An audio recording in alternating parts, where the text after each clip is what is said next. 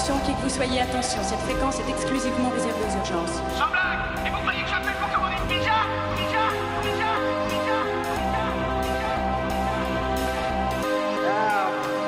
I'm a man. Well, nobody's perfect.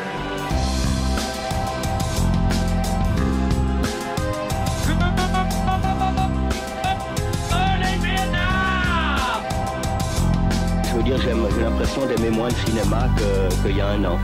Uniquement parce que j'ai fait un film et que ce film a plu et comme ça, alors je souhaite que mon second déplaise énormément et que ça me donne envie de faire du cinéma de nouveau. D'accord, faisons comme ça. Ravi de t'avoir revu, l'ami. Bonsoir à toutes et à tous dans cette 15e émission de l'année, la dernière de 2017 de Cinémascope. Dans cette émission, on parlera de Star Wars 8, Les Derniers Jedi, le film que tout le monde attendait. Lucky, le crime de l'Orient Express. Il y aura aussi le quiz spécial Beishu, donc avec Edwin et Simon pour le quiz. Il y aura dans notre équipe ce soir Gauthier, Simon, Gaël, Guillaume, Maxence et Marie. Bonsoir à tous. Salut. On passe tout de suite à la partie news. Channel 4 News with 5-time Emmy Award-winning anchor Ron Burgundy. Champ Kind Sports. Alors on en parlait il y a quelques semaines et c'est enfin officiel, donc Disney a racheté la Fox, enfin pas tout à fait parce que donc Disney, s'il a bien racheté le groupe 21 First Century Fox, donc qui appartenait à la famille Murdoch, donc pour la modique somme de 52,4 milliards de dollars. Donc s'ajoute d'ailleurs à ces 52 milliards 13,7 milliards de dettes, donc puisque les autorités donc du deal, donc puisque c'est des autorités au-delà de l'instance Disney. Il y a quelques soucis, par exemple au gouvernement de Trump qui a bloqué des acquisitions avec Disney cette année, et donc ils vont peut-être bloquer aussi quelques acquisitions donc vis-à-vis de la Fox. Ils avaient bloqué des acquisitions avec la Time Warner, avec CNN donc cette année. Mais en fait, donc avec ce rachat est tombé aussi pas mal de nouvelles franchises donc qui appartenaient à la Fox, X-Men par exemple, donc qui va s'ajouter au Marvel Cinematic Universe. Il y a aussi Alien, donc qui allait revenir, donc la suite de ce qu'a fait Ridley Scott pour l'instant. Il y a Die Hard aussi que Disney compte reprendre.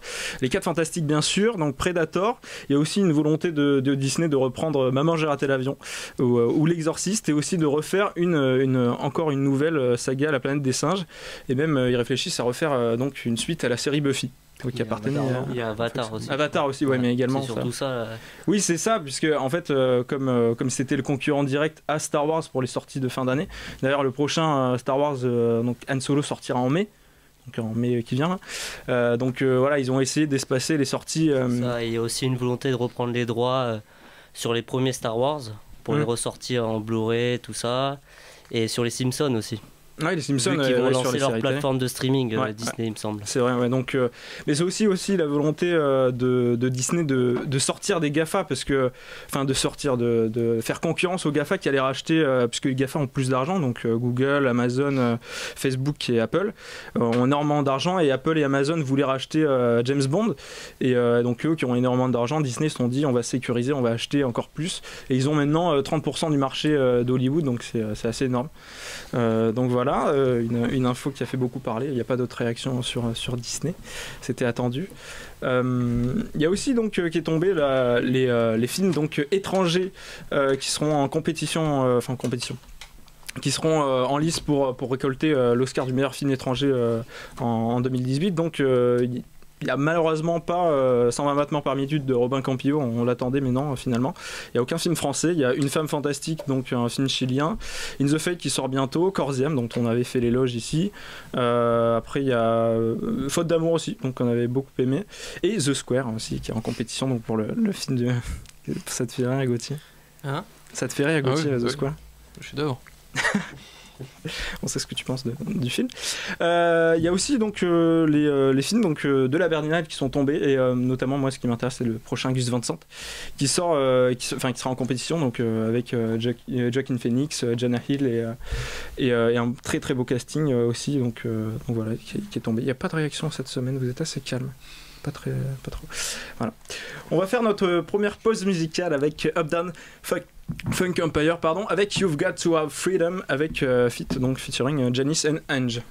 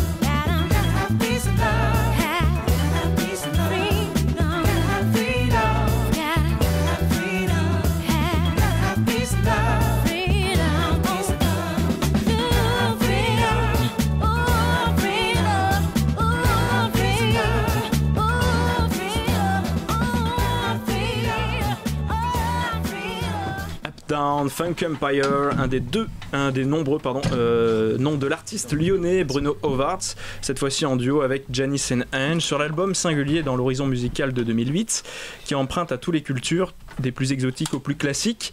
Un album qui a volé son nom au deuxième film Star Wars de la trilogie The Empire Strikes Back. La semaine dernière, le deuxième volet de la dernière trilogie en date sortait en salle. On écoute la bande-annonce. When I found you, I saw raw, untamed power. And beyond that, something truly special.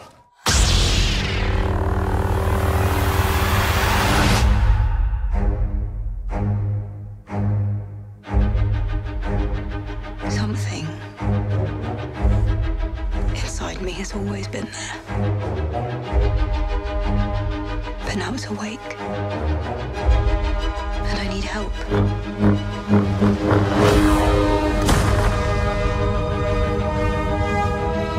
I've seen this raw strength only once before. It didn't scare me enough then. It does now.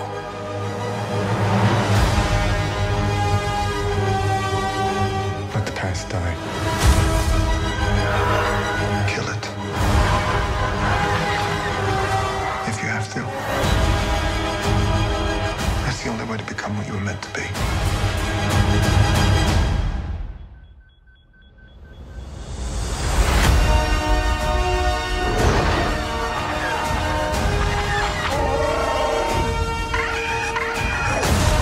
We are the spark that'll light the fire that'll burn the First Order down. Come on! This is not going to go the way you think. Fulfill your destiny. I need someone to show me my place in all this.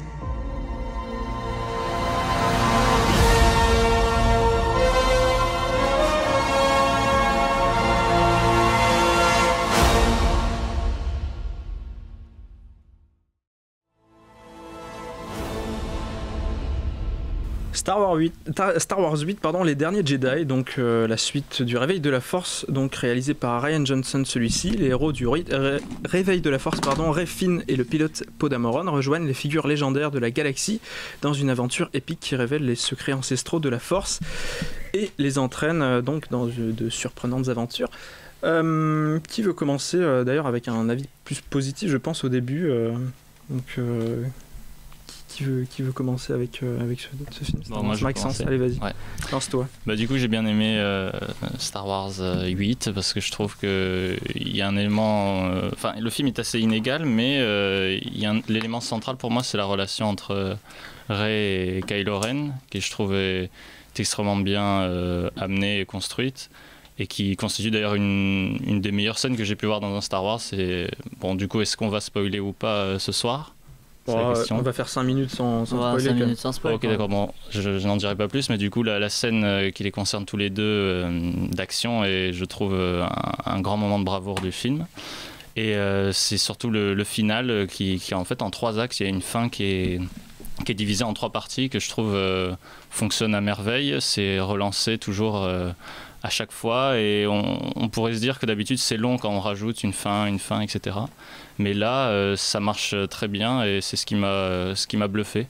Et il y a énormément d'ampleur dans cette fin. Contrairement au début, finalement, que je trouvais pas très intéressant, et comporte aussi des scènes, les scènes un peu risibles dont on va, je pense, parler aussi ce soir, et un peu kitschounettes. Voilà. Tour de plateau d'un avis, donc sans spoiler toujours, de Star Wars. Guillaume, toi qui as un peu moins aimé que Maxence. Ouais, moi je veux spoiler, alors je vais attendre un peu. Je suis un connard donc. Ouais, c'est vrai que c'est difficile de critiquer le film sans spoiler. Il y a des trucs drôles que je veux spoiler donc. Voilà. Okay. Juste pour rester en surface, alors j'ai trouvé que je rejoins Maxence sur la beauté du film et tout. C'est assez rare dans un blockbuster contemporain. Il y a une réelle patte de réalisateur. J'ai trouvé que les acteurs aussi étaient assez remarquables, Adam Driver et Mark Hamill entre autres, et Carrie Fisher.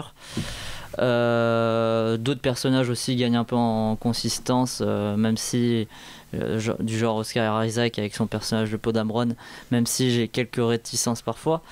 John Williams aussi, j'ai trouvé un peu plus inspiré que dans le 7, où là c'était la catastrophe. De toute façon, le film est dans son ensemble meilleur que le 7 et plus ample selon moi.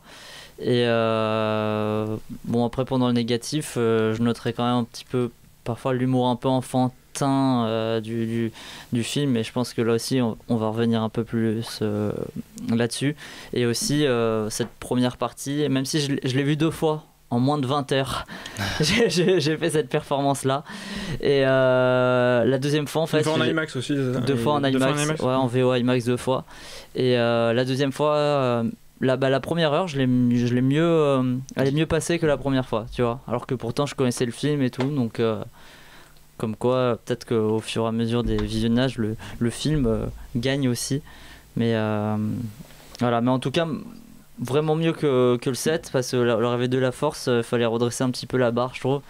Dommage que Jonathan ne soit pas là ce soir, parce que je sais que lui c'est un grand fan du 7, et là c'était beaucoup mieux, même si c'est un film qui divise beaucoup pour l'instant.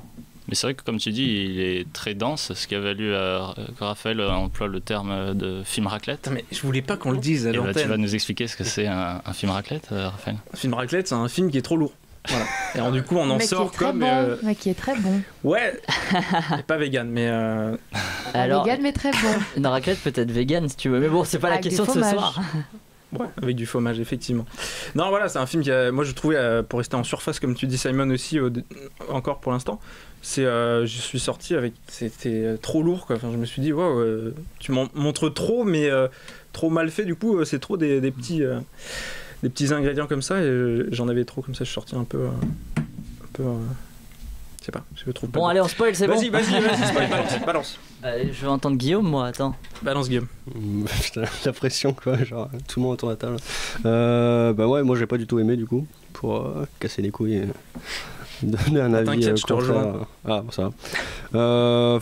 Là c'est un peu en vrac là, parce que y a pas encore eu de gros débat encore sur le film, mais je dirais que c'est plus, enfin je trouvais que cet épisode 8 il ressemblait plus à un épisode 7, c'est-à-dire que sur plein de points je trouve qu'il lance la trilogie sur y a des personnages importants qui meurent dans le 7, mais il y en a aussi dans le 8, donc on peut spoiler, on peut dire qui c'est qui meurt.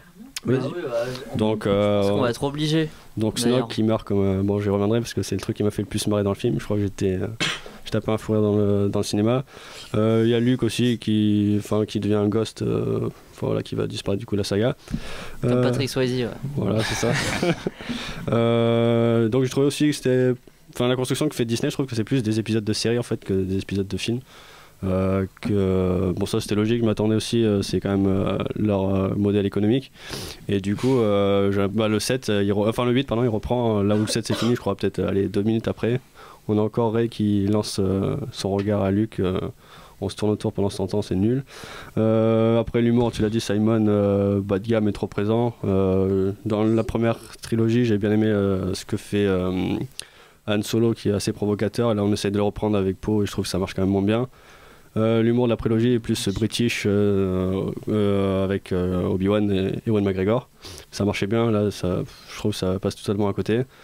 Il y a une volonté de table rase là, qu'on nous remploie 100 fois, que ce soit par le jet du sabre laser de Luke dans le première demi-heure, ou avec Kylo qui veut tout détruire. Mais au final on se rend compte qu'en fait il veut tout détruire pour refaire la même chose. puisqu'il dit qu'il veut maintenir en fait l'Empire, enfin ou en créer un autre. Donc, au mais final, c'est méta encore une fois. C'est méta rien du tout. Comme Rogue One. Ça veut rien dire. Enfin, je sais pas, il veut détruire pour refaire la même chose, autant pas détruire. Mais c'est ce que fait Disney, tu vois. Oui, Mais après, je sais. sur le truc des films épisodes, la saga Star Wars elle est construite comme ça, non? Bah je sais pas, t'as tout le temps un climax, ouais, mais t'as au moins, je sais pas, je dis n'importe quoi. Juste parce qu'il y a des années d'écart. Ouais, mais voilà, mais alors, oui, c'est parce que c'est la première fois que ça suit vraiment, mais bon, quand il pense, Rogue One suit vraiment l'épisode 4 du coup. Mais Rogue One c'était un bon film encore, là, je sais pas. Du coup, je trouvais que c'était quand même pas mal ennuyeux, à part la dernière demi-heure, quand il commence à avoir Luke qui se réveille et qui veut aider finalement la rébellion. Qu'est-ce que j'ai noté d'autre? Putain, ça le truc de Leila dans l'espace là qui retourne sur son vaisseau, c'est complètement ridicule. On est d'accord. C'est bon, le scénario, j'y reviendrai après, en détail plutôt. Rey et Kylo, je trouvais au contraire que c'était intéressant leur dialogue, les va-et-vient, mais je trouvais que c'était beaucoup trop simpliste quoi, de faire un champ contre champ avec chacun qui est dans son espace. C'est hyper rare pourtant, je trouve que c'est hyper audacieux. J'ai plein de films où il y a ça, mais non, peut-être mais là au moins ils te montrent. Mais dans un blockbuster comme ça, mais qui te montre pas, genre, regardez, ils sont bien en train de se parler dans le même décor, dans le. Non, là c'était juste sur des champs contre champs, c'est un peu. C'est Eisenstein. Ça va. Non, du coup c'est hyper plat quoi, c'est un truc que t'as vu 1000 fois quoi. Ouais, c'est ça. Enfin, moi, ça me. Mais si, parce que c'est bien fait, parce que tu fais ça et tu le vois jamais dans le même décor, et c'est au moment où on les voit dans le même décor, parce que c'est là le plus intense, c'est là le plus gros moment, et donc c'est là où tu comprends. C'est là que ça marque quoi. Je trouvais que c'était une idée simple et qu'il fallait la faire quoi.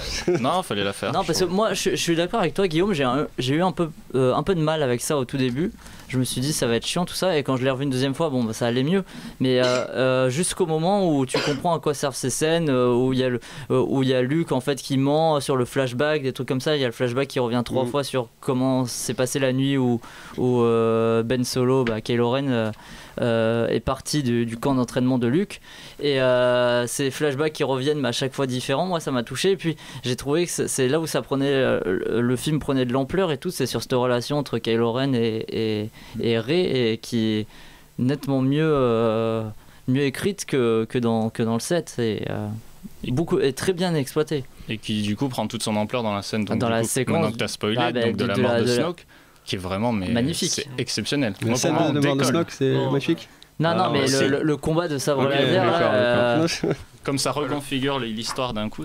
Oui, c'est magnifique. Le combat est cool, mais tu vois venir le truc à des kilomètres quoi, quand le sabre active le sabre. D'accord, tu le vois venir, mais alors tu peux être aussi quand même devant les images à te dire waouh, genre j'étais comme un gamin, moi j'étais waouh, ça y est là, hop, ça part vraiment. Pareil au niveau de l'écriture, tu vois, mais au niveau de la réelle c'est un peu faible. Tu vois de loin vraiment quoi. Oui, mais justement, tu vas venir, donc en fait, t'as juste envie que ça arrive. T'es genre hyper impatient. Tu vas allez, vas-y, aide-la, tout. T'es trop content, quoi. Carrément. Et puis on parle de Snoke, c'est-à-dire le méchant qui est censé être le méchant principal. Oui, c'est-à-dire que tu te dis, le mec, il est censé être là jusqu'à la fin de la saga, quoi. Et il meurt maintenant. Comment ça se reconfigure, quoi. C'est ça les enjeux. Peut-on parler de Snoke, s'il vous plaît? Mais ça, c'est ridicule. Hein. Moi, parce que le gars, il voit tout, il sait tout. Au final, oui, bon, en 10 minutes, c'est surtout pas crédible quand on entend Rian Johnson justifier donc ce choix donc d'avoir tué Snoke dès cette scène-là, puisqu'il dit: je ne pense pas que ce soit intéressant d'en parler plus. Je n'ai jamais voulu que les fans fassent un caca nerveux avec tout un tas de théories. C'est une des choses amusantes d'être fan de Star Wars. Il y a une place pour une autre histoire, j'espère qu'elle sera racontée. Du coup, en fait, il balance ça comme ça. Ouais, il veut que les autres réécrivent une histoire dans leur tête, peut-être, mais quelle que soit cette histoire, on aura toujours en tête l'image que Snoke est buté au bout de 15 minutes d'apparition dans la trilogie. Donc un personnage pas du tout badass, et quand on pense à Snoke, même s'il y a un film sur lui et tout, je vais me dire: c'est un mec qui est mort au bout de 15 minutes, une scène ridicule, mais parce que il peut pas être badass. L'enjeu avec Rey et Kylo Ren, c'est justement de tuer, donc il y a l'idée de tuer le passé et de tuer aussi la figure paternelle. Qu'il les réincarne. Genre là, c'est vraiment Dark Sidious, quoi. Le dépassement du maître, etc., qu'on n'avait pas forcément dans la trilogie originale. Mais moi c'est pas un maître charismatique. Mais il est ultra puissant et pourtant il se fait tuer hyper connement, quoi. Ça aussi qui est. Oui, mais on le sent pas charismatique. C'est tellement il est puissant, il se dit bon, ça va jamais arriver. Mais non, mais il est censé être sage. c'est Non, même il faut croire pendant tout c'est le pas film ça. qu'il est censé tout savoir et là d'un coup il se fait tuer comme mais ça. non, mais c'est ça qui est justement, ça marche pas. Ça, c'est un gag, c'est un gag, ouais. J.J. Abrams dans le Comme 7. si c'était pris une casserole sur la tête. Ah, voilà, quoi. tu parles de J.J. Abrams, on en a pas parlé. J.J. Abrams dans le 7, et moi j'ai bien aimé le 7. J'ai beaucoup aimé le 7 et je trouvais qu'il y avait ce côté un peu mythique autour de Snoke. On savait même pas quelle taille il avait, on pensait qu'il était géant, tout ça. Et là, la première fois qu'on le voit, déjà on le voit à taille humaine. Dès le début, on les mystifie pas du tout, alors que pour Daxidius, il y a un peu ce côté-là. Ouais, mais il y a d'abord l'hologramme là. Là on le revoit en grand, c'est vrai, avec la grosse tête. Puis sa grosse tête. Et là, on commence par ça quand même. Ah bon, après, faut le montrer. Oui, mais je pense. J'ai pas souvenir, mais enfin, en tout cas, on le montre très rapidement à sa taille. Mais moi, c'est peut-être parce que t'as aimé le film de J.J. Abrams, mais en fait, c'est ça que j'ai bien aimé dans Les Derniers Jedi, c'est que Rian Johnson se fout de ce qu'a fait J.J. Abrams. Il est là pour tout déconstruire. C'est-à-dire, il y a cette séquence où on reprend à la fin du set, et tout le monde, cette séquence était devenue un peu mythique, genre waouh, la rencontre entre Rey et Luke. Et là, ce qu'il te fait, même si je suis pas 100% d'accord, mais t'as Luke qui balance son épée, genre ben non, on vous a fait attendre 2 ans, mais c'était pas ça le truc. Ça ridiculise le 7, et moi qui aimais le 7, bon pas vous, mais du coup ça me pose problème. Si j'ai bien aimé, mais oui, mais j'ai bien problème, je me dis mais en fait, enfin. Oui, mais parce que je préfère qu'ils déconstruisent, parce que tout ce que J.J. Abrams avait fait, c'était refaire le passé. Là, au moins, en faisant ça, en faisant le fait que Snoke se fasse tuer. Tu le réfléchis tout le temps à l'envers. Ça veut dire que comme il déconstruit, on se dit il réfléchit selon nos attentes. Du coup, il réfléchit pas en tant que créateur, il réfléchit. Il dit le public va réfléchir comme ça, du coup je vais faire l'inverse, comme ça ça va changer. Ça sera des constructions du 8, c'est super. Du coup t'éclates. Il réécrit toujours selon des cases et des bases. Non, mais quand même pas. Mais non, bah si. Et il réfléchit à l'envers, c'est tout. Il se dit je vais faire original. Non, mais c'est pas un ado le mec. Il réfléchit quand même. Non, il y a des trucs qui sont dans la continuité quand même, tu vois, dans les. Oui, par exemple, la relation entre Rey et Kylo Ren. T'as des trucs tellement gros où il te défonce des éléments centraux de la saga. Parce qu'il faut changer. Parce que voilà, il faut si tu le changes,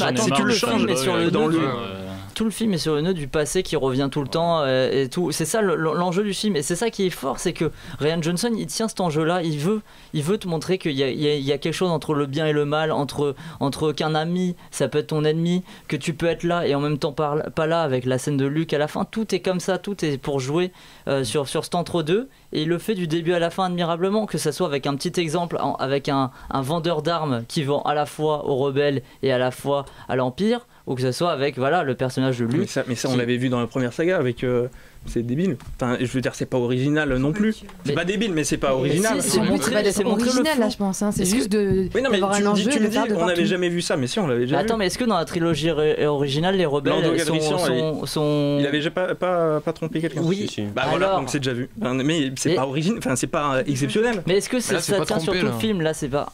C'est qu'on te montre qu'ils vendent aux deux, mais que c'est pas trompé, c'est que c'est comme tu vois. Je sais pas, moi j'ai pas trouvé ça non plus. C'est pas un méchant ou quoi, le mec qui vend aux deux là, il dit c'est comme ça. Il y a des faits, il y a des trucs qui sont entre les deux et on peut rien y faire. C'est le monde expliqué aux enfants un peu quoi, mais. Disney quoi. Ouais, voilà, là ça marche. Une vision du monde expliquée aux enfants. Mais non, justement, il dit il y a plusieurs visions du monde là. Non, je suis pas d'accord. Mais puis même. C'est trop manichéen, même s'ils font 2 phrases, ça change pas le discours du film. Il n'y a pas ce côté space opéra dans celui-ci, alors qu'il y avait dans les anciens. Dans le 7, je le sentais plus. Quoi dans le 7? Mais dans le 7, tu revoyais les mêmes. Tu voyais Jakku qui est un ersatz de Tatooine, et tu voyais la base de Maz, super. Là, t'as un truc un petit peu neuf, je veux dire. La séquence. Les personnages sont tous des humains. Super important, c'est que des humains quasiment. Oui. Voilà. Ben ça c'est un univers pas approfondi, enfin je sais pas, mais des aliens quand même un peu plus puissants. Mais il y en a, non mais oui, mais ils sont pas importants. On t'a mis des porcs, t'es pas content que t'es porcs. C'est des troisième rôles, mais ça sert à rien. Ouais, mais ils sont pas utiles, alors que les Ewoks dans le bon après c'était dans le 6 mais les Ewoks ils sont utilisés. Mais là ils sont utiles, par exemple les chiens de cristaux, parce que c'est grâce à ça qu'ils trouvent la sortie. Oui, mais pour les porcs c'est pas le cas, mais encore, on les voit vers la fin. Ça ajoute de la légèreté, c'est pas bon. Après, tu regardes la première trilogie et même la prélogie, t'avais pas forcément des aliens qui avaient un grand rôle. Hein. Jar Jar Binks. Jar Jar Binks. Mais il y a rien que Yoda, ou tu vois. Yoda, il a pas un rôle important dans les derniers Jedi. C'est génial. Donc voilà. Enfin bref, petite déception là-dessus. Il y a aussi un côté assez teasing, comme tu dis, sériel, mais teasing du 9 en fait. Toujours. Pourquoi? Mais c'est vraiment très. Non mais l'Empire contre-attaque, c'était pas un gros teasing du 6 avec Han Solo qui se fait frigorifier et tout, qu'est-ce qu'il va devenir, tout ça? Beaucoup moins. Je trouvais beaucoup moins. Attends, moi j'ai pas trouvé du tout, je trouve qu'il pouvait se suffire à lui-même le film.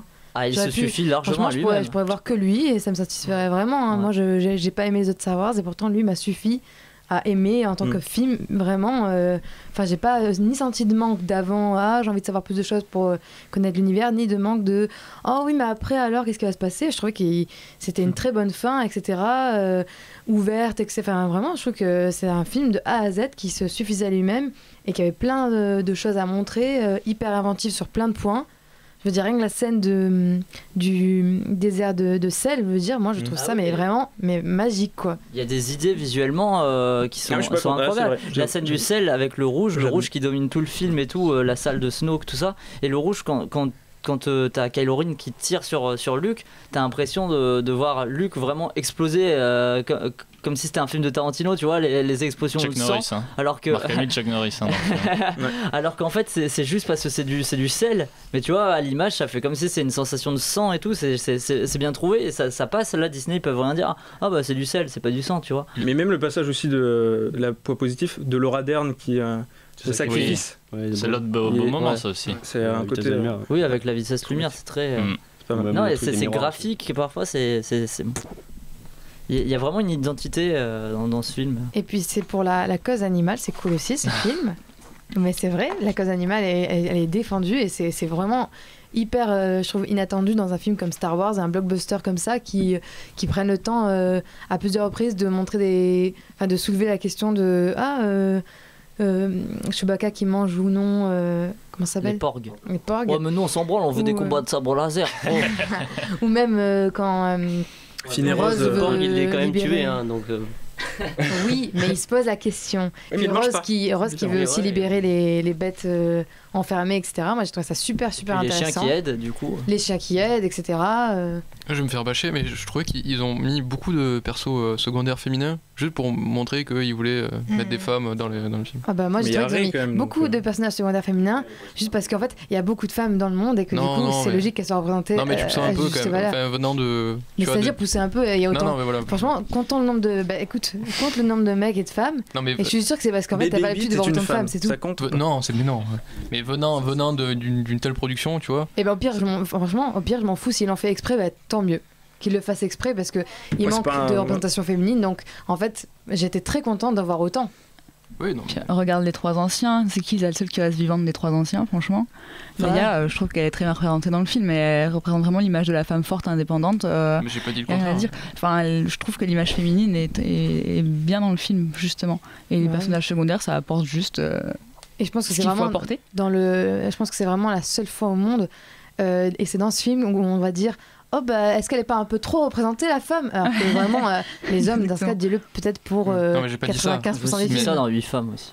Non mais je veux dire évidemment s'il y a plus de femmes que d'hommes, c'est pas grave. Bah, oui. Je veux dire non mais c'est la vie. C'est enfin je veux dire en quoi c'est grave cette majorité là alors que moi vraiment j'ai pas dit que c'était grave non plus.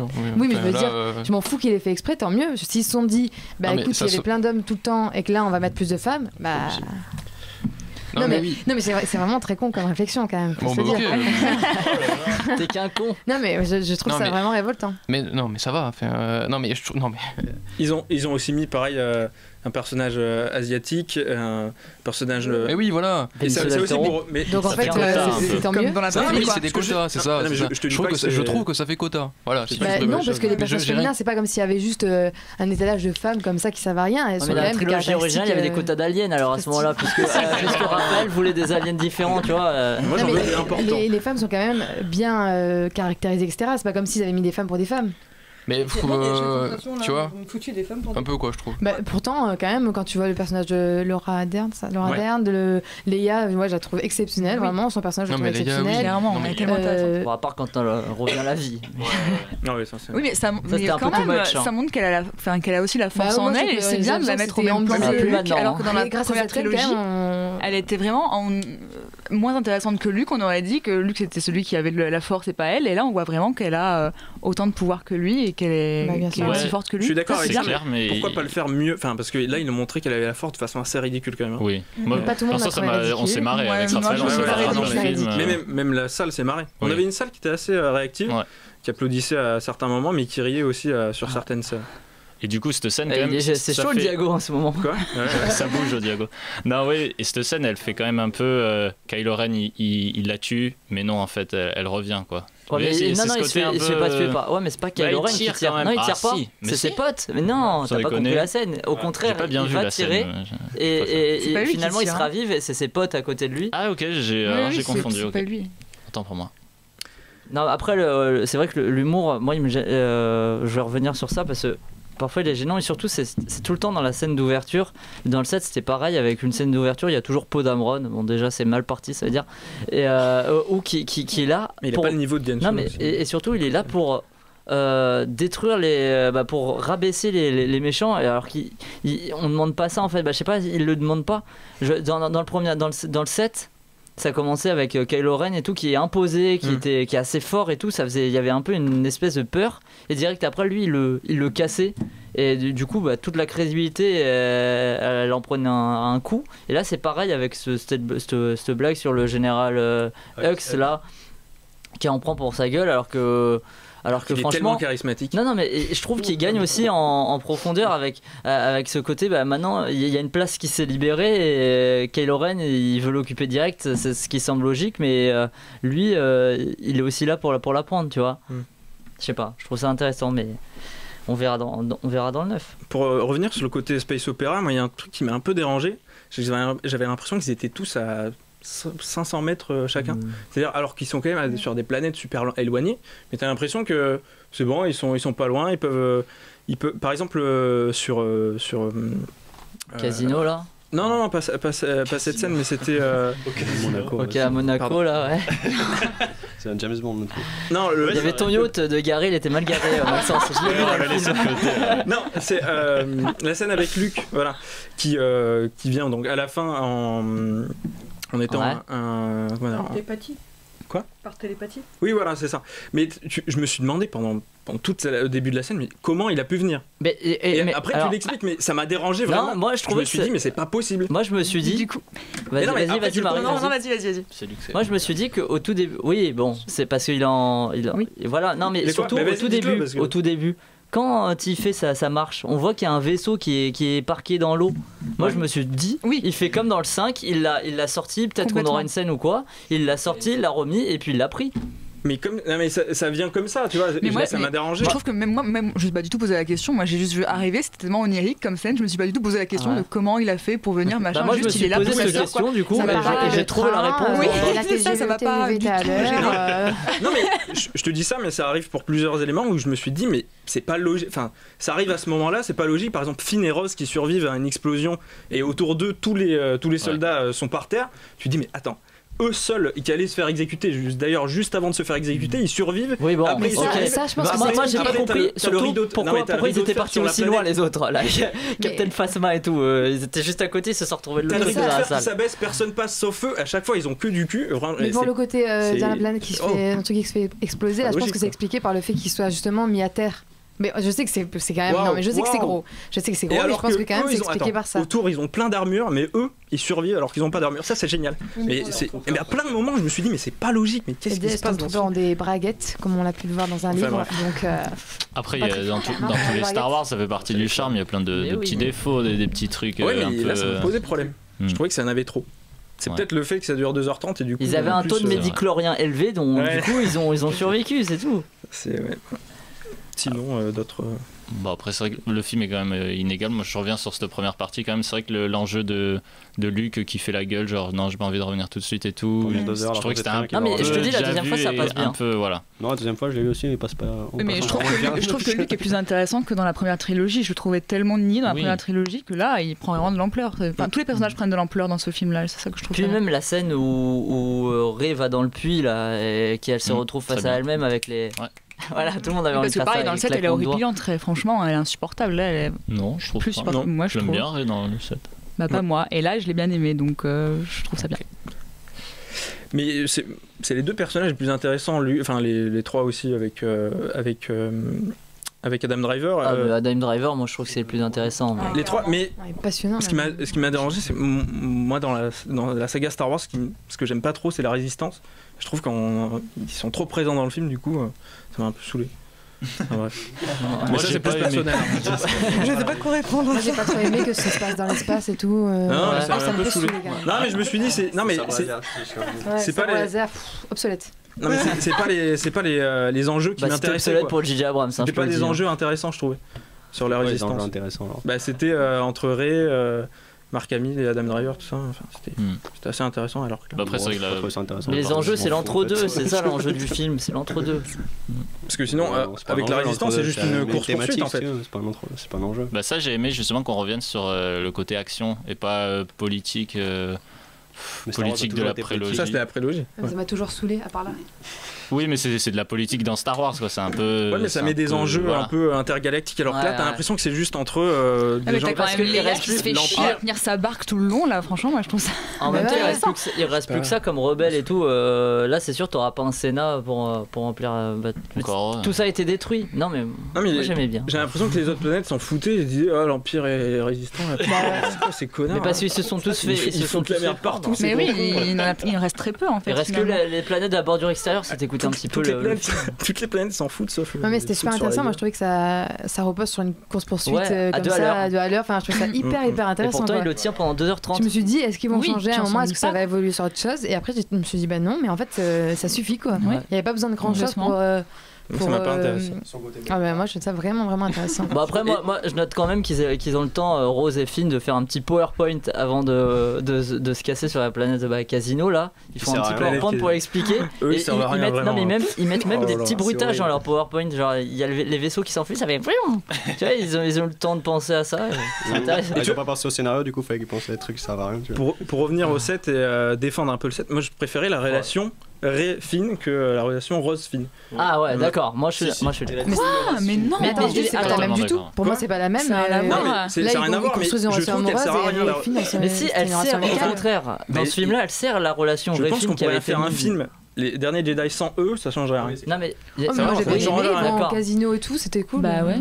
C'était le côté aventure justement. Non mais moi j'ai trouvé ça vraiment bien. Ouais, et surtout Rey-Finn, leur relation, elle marche dans le 8 parce que pendant tout le film, on attend le moment où ils vont se retrouver et tout. Il y a une espèce de tension comme ça. Et bon, après, il y a Rose qui rentre dans la danse. Et parce qu'il y a Rose aussi, ça la rend moins cliché la relation entre Rey et Finn parce que ce serait tellement facile de les faire tomber amoureux et tout. Ce serait tellement cliché. Ouais, voilà, c'est ça aussi ce que j'allais dire. Mais non, pas du tout. Mais Rey, franchement, je pense qu'elle s'en fout. Je pense vraiment que c'est une relation vraiment Disney s'en fout pas. Ça fait des personnages en plus de statuettes. Exactement. Plus de voilà. Comme les porcs. Est-ce qu'ils vont faire les statuettes des petits enfants qui utilisent la force là à la fin du film? C'est pas mal. Mais arrête, c'est stylé ça. C'est bien. Ils devraient juste passer le balai avec, mais avec la force au lieu de se faire chier. Alors qu'ils ont eu aucune formation et on nous explique qu'il faut des formations pour contrôler la force. Mais non, mais parce qu'on découvre qu'il y a au contraire tellement Luke pour moi revendique tout le long que c'est pas une question de vivre, etc. Alors là, t'as rien compris si t'as compris ça. Non, j'en suis d'accord. Mais pour la contrôler comme ça, il faut un minimum de. Attends, et Rey comment il attrape un balai. Comment elle l'apprend dans le 7? Dans le 7, elle se rend compte, oh bah tiens, j'ai la force. Parce que on va apprendre dans le 9 que c'est la fille de Luke Skywalker. Pas du tout. Mais pas du tout. Le mec il attrape juste un balai quand même. Ça va, il s'est pas concentré pour détruire. Moi aussi, il a peut-être eu un coup de vent, tu vois. Il a pris un balai. Harry Potter aussi, il a fait donc. C'est vrai. C'est vrai, effectivement, avec cet argument, je ne peux rien dire. Donc, on va clore. On conseille du coup. C'est un très bon film de cinéma. Non, c'est un très bon film. On conseille un très bon Star Wars. La plupart d'entre nous conseillent le dernier Star Wars. Donc, on va passer. Moi, j'ai envie de je pense qu'on était plusieurs à le défendre aussi ce soir parce que il se fait vraiment défoncer par des gens. Il y a même eu des pétitions. Il y a sur Internet partout. Il y a eu des pétitions pour qu'il sorte de la saga. Il est très bon. Non, mais attends, même sur Allociné, il se tape un 3,1 des spectateurs. J'ai jamais vu ça pour un film à gros budget. En tout cas, moi, je suis pas un grand fan de la saga ou quoi, mais c'est le premier que j'ai eu envie de revoir et auquel je pense encore depuis une semaine. Je me dis tiens, il y avait ça quand même, c'était pas mal. Après, c'était mieux Rogue One. Non, mais j'irai le revoir parce que vraiment, même si bon, j'ai l'air d'être super énervé contre le film, j'aime bien la réal et le film d'action en tant que tel. Ça y est, la raclette, il a bien aimé. Non mais la raclette, tout le monde aime la raclette. Non mais il y a des scènes assez belles, je l'avoue. On va passer donc à notre deuxième film de la soirée, Lucky de John Carroll Lynch.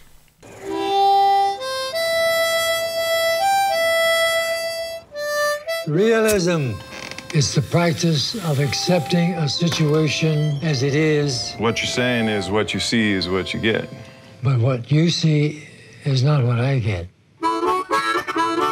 They call me lucky. President Roosevelt escaped. How does a 100-year-old tortoise escape? I hope he turns up soon for Howard's sake. I got this anxiety attack. I fell. Lucky fell down. Let's not make a production out of it. No sign of concussion. Lungs are great even though you smoke. You get much exercise. I walk around all the time. I do 5 yoga exercises every day. Nice outfit there, cowboy. I was scared to death. I started thinking there's nothing out there. It's all black. The void. Do you have any kids, Lucky? None that I'm totally sure of.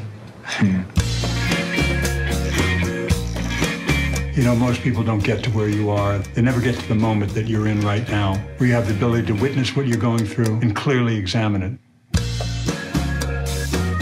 I know the truth, and the truth matters. And you have to face that and accept it. There are some things in this universe, ladies and gentlemen, that are bigger than all of us. And a tortoise is one of them. Been very good today, so you get one of these.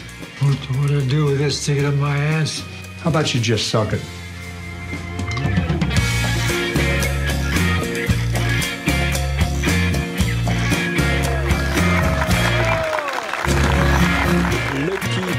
Carroll Lynch, c'est un vieux cow-boy solitaire dans sa petite bourgade au fin fond du Nouveau-Mexique. Il connaît tout le monde et tout le monde le connaît, trimballe sa carcasse décharnée, Lucky va et vient entre sa maison, le dîner où il prend son café du matin et le bar où il boit son Bloody Mary le soir. Le tout au rythme de ses 2-3 paquets de clopes par jour, ainsi va la vie, où ce qu'il reste à en tirer de le tombeau de rideau. Je sais pas, c'est marqué dans le synopsis, je ne sais pas. Le tombeau de rideau. Tombeau de rideau. Exactement. Ça, c'est les synopsis du Diagonal, c'est n'importe quoi.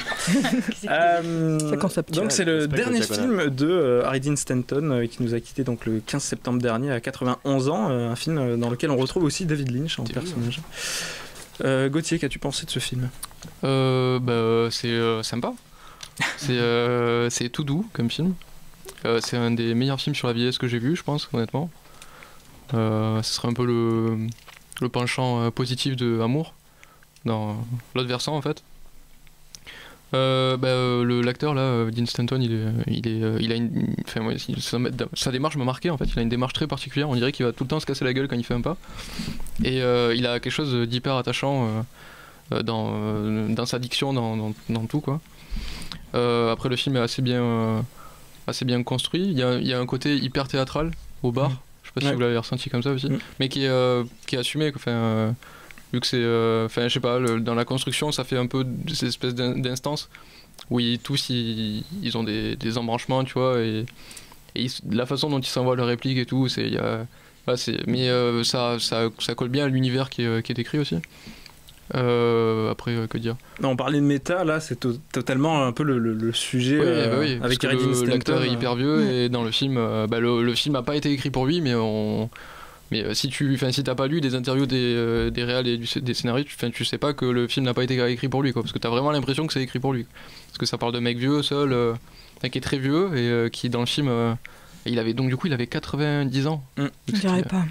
Ouais, il fait un peu moins quand même. Parce que 90, c'est un truc de fou, quoi. Mais dans le film aussi, on dit que sa santé est incroyable alors qu'il a fumé toute sa vie et qu'il et pourtant il a rien, il a pas de problème. Lisa. J'ai adoré. J'ai trouvé ce film très contemplatif, mais dans le côté positif. Instructif, on prenait le temps de se poser des bonnes questions dans un paysage qui était... Moi j'ai du mal avec tout ce qui est western, donc j'ai eu un peu peur avec l'affiche, mais comme d'habitude je ne me suis pas renseignée sur le film, sur le réalisateur et pourquoi ce film. Donc du coup je suis arrivée là vierge, sauf que j'avais appris quelques heures avant qu'il était décédé, l'acteur. Donc, mais ça m'a pas touchée, sauf à la fin du film où là ça m'est revenu et ça m'a, avec le regard plan fixe, ça a résonné. Mais sinon j'ai trouvé que c'était très intelligent, profond, je sais pas quoi. J'aimerais bien peut-être avoir un dialogue avec vous deux pour affiner ma réflexion, parce que je l'ai pris comme un petit joyau avec des questions existentielles que je me pose de façon journalière. Donc je me suis sentie à la maison, à l'aise avec moi par exemple la scène du bar, j'avais plus l'impression que c'était le jugement dernier plus qu'une scène de théâtre, où là où en fait ça pouvait partir que de là, leur métamorphose, leur prise de conscience avant de qu'est-ce que je laisse avant de partir. C'est sûr que la portée est complètement différente et même exacerbée par le côté historique du... Enfin, c'est le fait Harry Dean Stanton est mort. Du coup, j'ai l'impression que le film attendait que... Non, mais non. Mais non, mais c'est ce qu'on se dit, c'est que tu te dis... quand tu vois le plan de fin, tu te dis, mais c'est fait pour lui et c'est un hommage, c'est un film testamentaire. Les scénarios disent que... Pas du tout. C'est vraiment pas, non, pas du tout. Mais alors que oui, tout te fait penser le contraire. Tout est pensé à ce que ce soit un film testamentaire. Après, c'est un film qui est, comme tu le disais Gauthier, c'est un film très positif. Donc déjà le film s'appelle Lucky.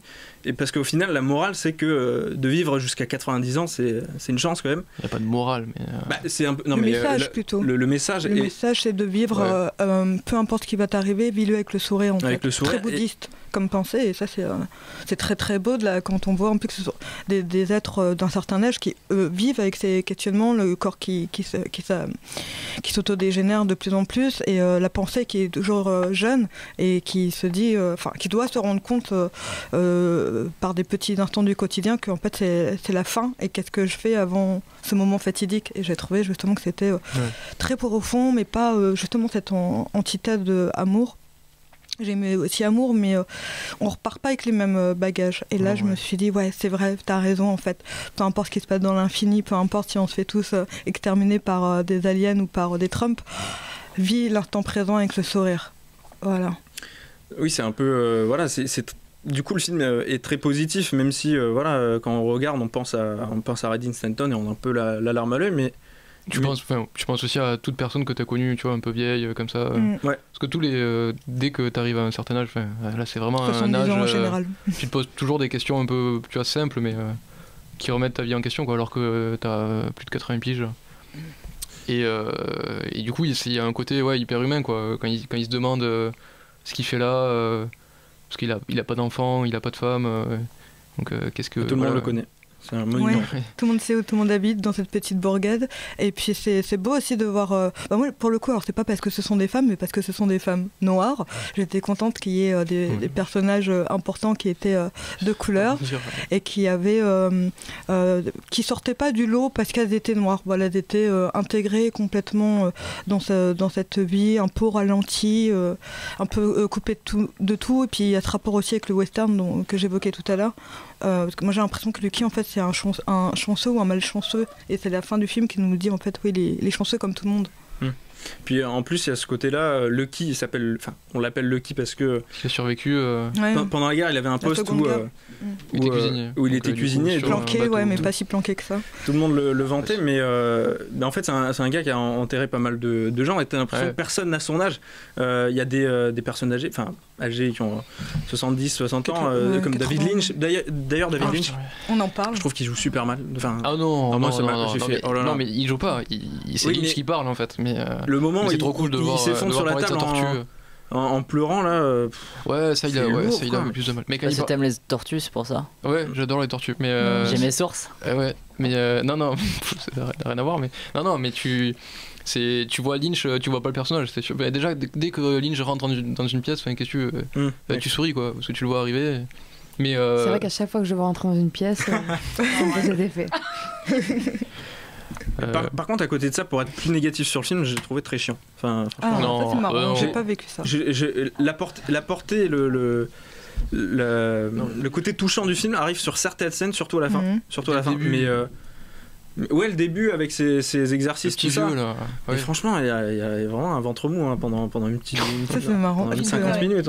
Une bonne heure et demie. Ça c'est drôle parce que Star Wars ça a duré 2h20 2h30, Voilà. Et je me suis ennuyée sur beaucoup de moments. Et Lucky, pas du tout. Alors que pourtant, c'est pas du tout le même rythme, c'est pas du tout les mêmes propos. Quoique, il y a quand même. Ça tire un peu en longueur parce que c'est le même sujet pendant une. Enfin, c'est le même sujet, c'est le même enjeu en fait. Non, mais il développe quand même. C'est ce personnage qui va un peu. Moi, c'est le personnage. Je me suis fait cette réflexion. Si ça avait été un autre acteur, je sais pas moi, qu'un acteur de. Richard Anconina. Non, j'aime bien Richard. Non, pas Pékin Express, là. Oh, le film dont on va parler tout à l'heure. Pékin Express. Kenneth Branagh. Voilà, tu mets un acteur comme ça, je pense que je m'ennuie beaucoup. Mais dans Star Wars, celui qui m'a sauvé, c'est Adam. Et là, c'était l'acteur. Bah oui, c'est vrai qu'il porte le film parce que. Complètement. Parce que je me serais vraiment ennuyé, je pense. Ce qui m'a rendu un poil hermétique, c'est que ça soit trop américano-américain. Ouais, bah tant que ça. C'est que des références. Ouais, mais c'est au Nouveau-Mexique, tu sens un peu la culture mexicaine. Toutes les 10 minutes, il ressort un truc, et on ne connaît pas. Les émissions de télé, les trucs locaux et tout. Ah ouais, mais du coup, c'est un film personnel. C'est un peu. Personnel, plus centré. Mais même le trauma de la guerre, tu vois, toutes les thématiques, c'est. Tout est américain. Enfin bon, ça après c'est voilà. Mais après tu fais le rapport à la Seconde Guerre mondiale, la France, ça touche tes grands-parents. Oui, mais non, mais le trauma de guerre, c'est spécifiquement. Là-bas, les vétérans du Viet, c'est quelque chose qui est ancré, tu vois, en eux et qui est voilà quoi. Ah mais Lisa elle a connu ça, c'est pour ça. Oui, c'est pour ça qu'il Moi j'étais infirmière à l'époque. Ouais, c'est pour ça.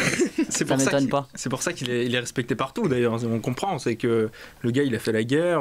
Il est pas respecté. Bah si, mais pas vraiment tout le monde et tous les âges. Il va à l'anniversaire dans une scène. Parce que c'est un petit vieux tout seul, tu vois. Oui, mais ça joue aussi. T'invites toi tes voisins de 90 ans aux anniversaires? Voilà. Non, moi non, pas tout le temps. Non, mais parce que c'est, tu vois, mais ça aussi, c'est hyper américain, la petite ville là où, tu vois, il y a quelque chose. Oui, comme quand il y a un nouveau qui vient, on lui offre des gâteaux, des choses comme ça. Oui, non, je sais pas, moi j'avais peur de. Moi c'était vraiment le côté un peu Far West et la caméra très contemplative. Et j'avais peur que ce soit fatigant, que ce soit juste que le film tienne sur un acteur. Et en fait, il m'a. Contemplatif, il y a quelques plans dans le désert. J'avais peur de ça, que ce soit vraiment que ça. Au début, j'ai cru qu'il allait mettre la musique de Paris, Texas quand même. Hein, mais j'ai adoré ce film et j'ai percuté que c'était l'acteur de Paris, Texas. Ah oui, c'est les deux premiers plans, c'est quand il sort de la maison, c'est les mêmes plans, littéralement quoi. C'est pas très fin du coup, parce que tu t'as capté que c'est lui qui, vu que c'est, ça serait presque la continuité de son parcours quoi, de Paris, Texas, qu'il est encore un peu taré quoi, et seul et en quête de, parce que sa relation avec, tu sais qu'il a aimé quelqu'un, mais tu sais pas trop, même des enfants, il y a des photos de petits dans sa maison, donc tu te dis qu'il a eu des enfants, mais en fait il ou dit des frères et sœurs, peut-être qu'il les a tués ou peut-être qu'il les a mangés. Non, quand même, on dit on n'a pas. Peut-être, c'est possible. David Lynch qui les a mangés. C'est Lynch qui les a mangés. Tué. C'est un crime. Peut-être qu'il les a mangés. J'allais faire une transition de qualité. Non, on va passer tout de suite à notre troisième film. Oui, oui, c'est bien. Ouais. Moi je trouve ça touchant, mais franchement surtout pour la fin, mais le reste est pas assez oubliable, je trouve. Mais sinon le film est très touchant, mais il faut commencer à. Mais c'est son premier long métrage. C'est son premier long métrage. C'est vraiment chapeau pour un premier film. En plus, quand tu vois ce mec, tu dis pas qu'il va faire réalisateur. Tu vois, John Carroll Lynch, je l'aime bien en tant qu'acteur. Non, mais je veux dire, je me suis jamais imaginé, il jouait tout le temps. Non, mais selon quand je vois sa tête, je parle de sa filmographie en fait. Et je joue pas la filmographie tête. Il joue dans quoi déjà? Il a joué dans pas mal de petites comédies, toujours des seconds rôles, tu sais, dans Fargo, il fait toujours un petit peu un mec débile et tout, dans Zodiac aussi, de David Fincher. Oui. J'aime bien cet acteur et je me disais pas qu'il serait. Qu'il aurait les épaules. Ouais, voilà. Mais il a aucun lien de parenté avec Lynch. Hein, non, mais ça doit être un fan de cinéma là, tu vois, Paris, Texas, les films de Lynch. En tout cas, c'est bien. Il a réuni tout ça. Tous les premiers pouvaient être de ce calibre. C'est surprenant, ouais, mais surtout qu'il est assez âgé du coup, donc il est assez âgé. Je pense qu'il a pas la cinquantaine, John Carroll Lynch. Oui, je veux dire, c'est assez tard quand même pour un acteur qui passe derrière la caméra, tu vois. C'est vrai. Ouais. On va passer donc au troisième et dernier film de la soirée, Le Crime de l'Orient Express de Kenneth Branagh.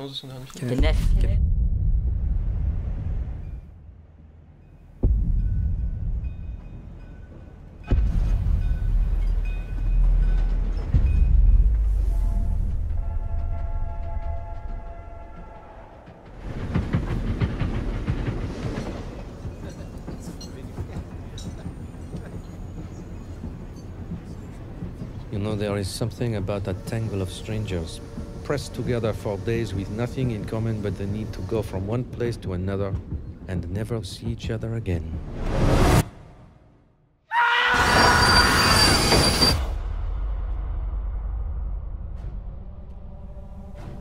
I see evil on this train. A passenger has died.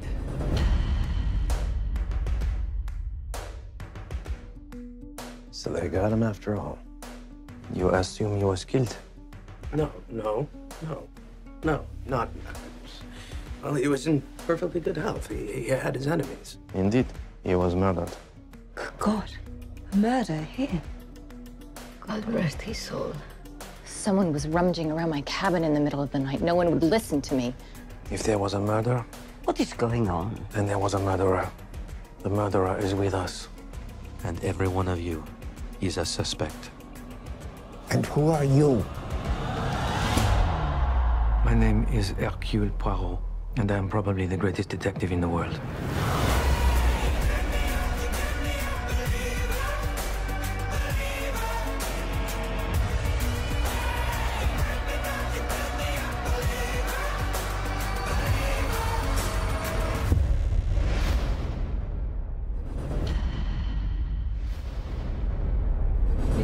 Le crime de l'Orient Express de Kenneth Branagh, donc adapté du roman éponyme d'Agatha Christie publié en 1934. Donc le célèbre détective belge Hercule Poirot prend l'Orient Express pour rentrer d'Istanbul vers Londres, mais alors que le train se retrouve bloqué par la neige dans les montagnes yougoslaves, Samuel Ratchet, un riche américain, est assassiné. À la demande de son ami Mr. Book, directeur de ligne, Poirot se met à enquêter pour découvrir le meurtrier parmi les passagers. Qui souhaite commencer sur ce film ? Gaël ? Vas-y, allez. Si vous voulez. Ben moi, je sais que c'était un bon film. Voilà, je regarde Guillaume qui a côté à détester. Je soutiens. Déjà, il y avait une très bonne scène d'introduction, je trouve. Ça marchait bien.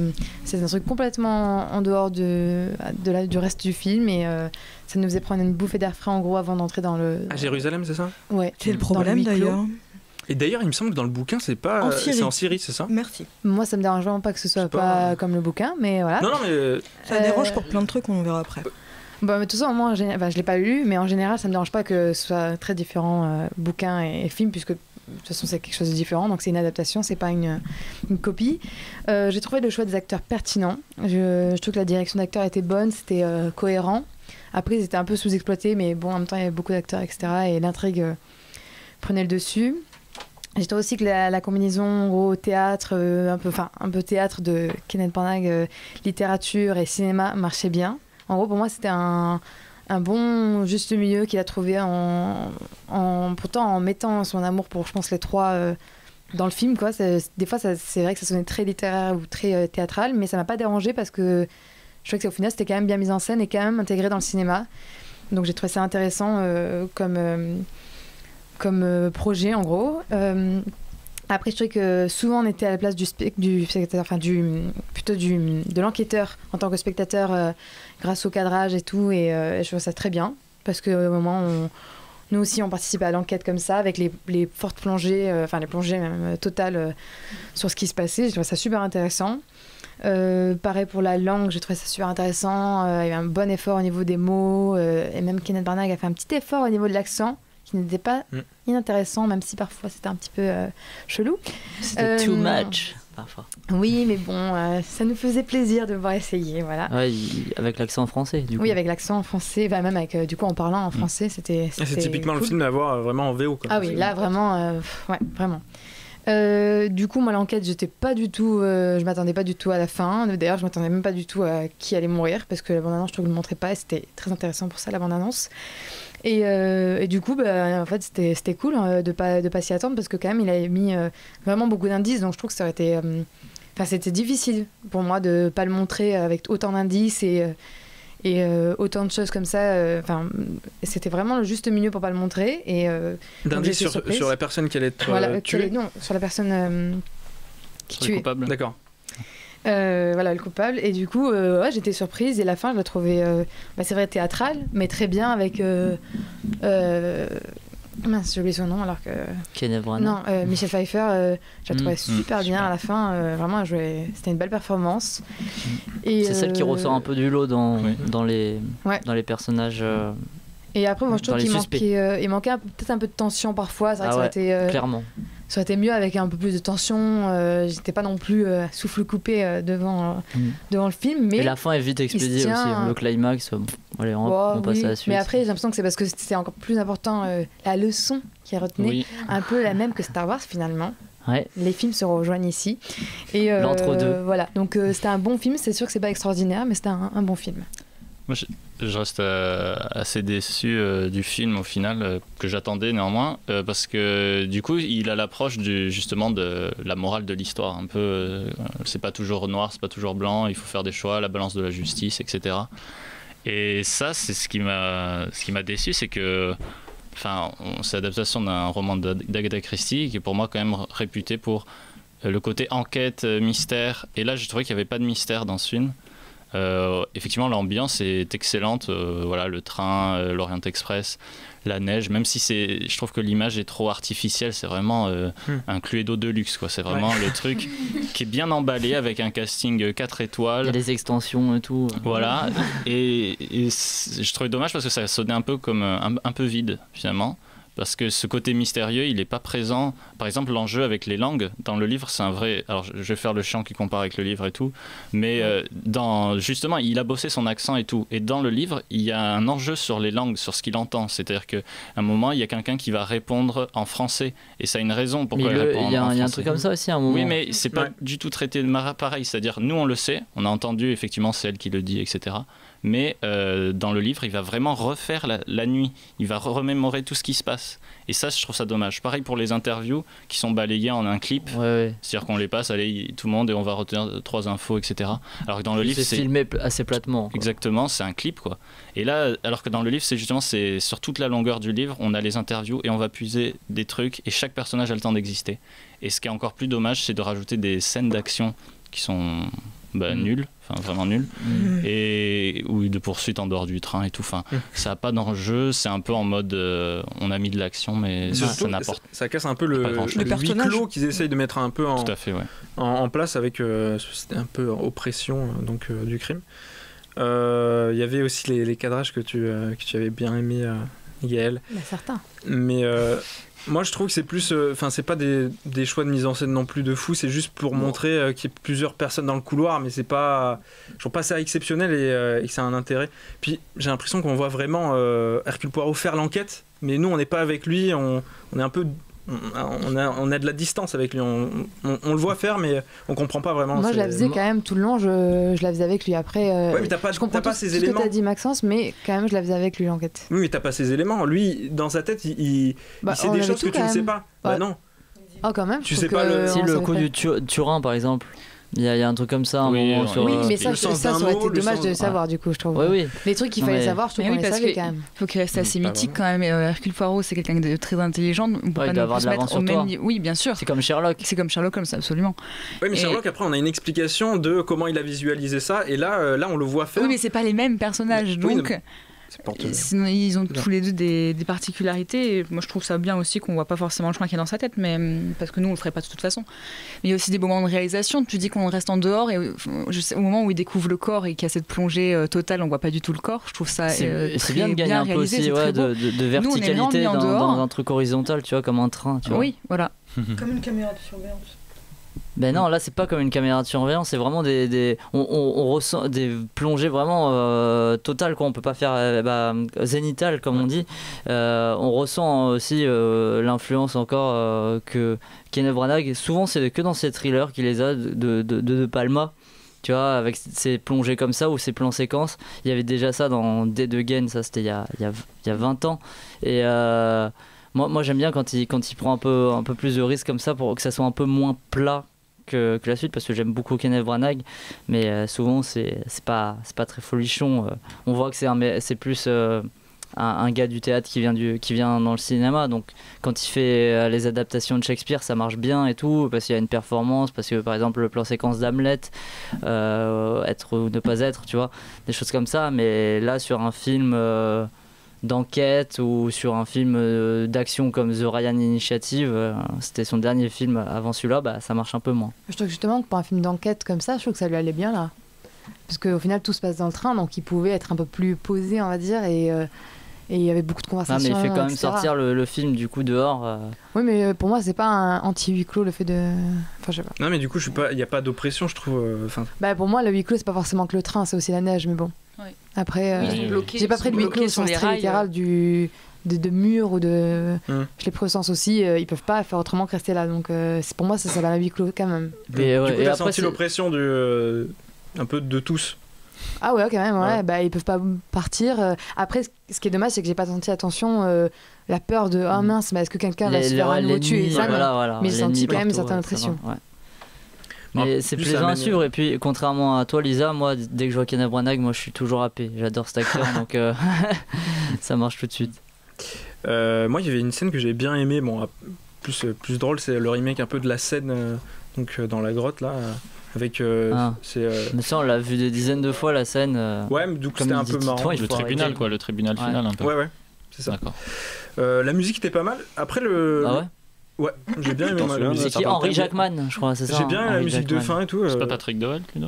Je sais plus. Patrick Doyle, ouais. Patrick Doyle, pardon. Peut-être. Il fait quoi lui déjà? La musique il a était fait sympa. Harry Potter 4. Ah, je cherchais ce qu'il faisait. Ouais. Bon, il me super. semble qu'il y a ça.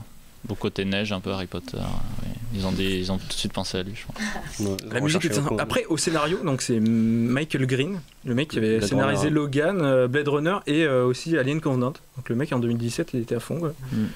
Pas dû. Quoi? Il y a certains scénarios qu'il a moins bossé que d'autres. C'est ça. Moins de chèques sur celui-là, pardon. Logan, il a fait? Ouais. Ah. Mais en fait, sur tous là, c'était le seul scénario, il était tout seul, je crois. Ah ouais, ça c'est peut-être en fait, il a pas de talent. Il était avec Agatha Christie. Ouais. Ça aide. Elle planait au-dessus de lui. Ouais, était mieux avec Sidney Lumet. Dans les étoiles. Ouais. Pas d'autre avis sur le film de Laurent N'y allez Express? pas, voilà. C'est sympa. Il y a un côté film de Noël qui, voilà, vous passez l'heure, ça passe. Après, c'est un peu l'anti-Star Wars pour ceux qui n'ont pas envie d'aller voir Star Wars. Bah, comme autre gros film, il y a le crime de l'Orient Express. Bon, après, il y a toujours Désiré. Voilà, pour l'ambiance aussi, un peu. Ouais, enfin, après moi, comme toi, j'ai lu le livre. Bon, c'est pas un de mes préférés d'Agatha Christie, mais j'avais oublié la fin. Voilà, le pourquoi du comment. Et en fait, c'est pour ça que j'ai eu un problème avec la terre sacrée Jérusalem, parce que au bout d'une demi-heure, tout me revient.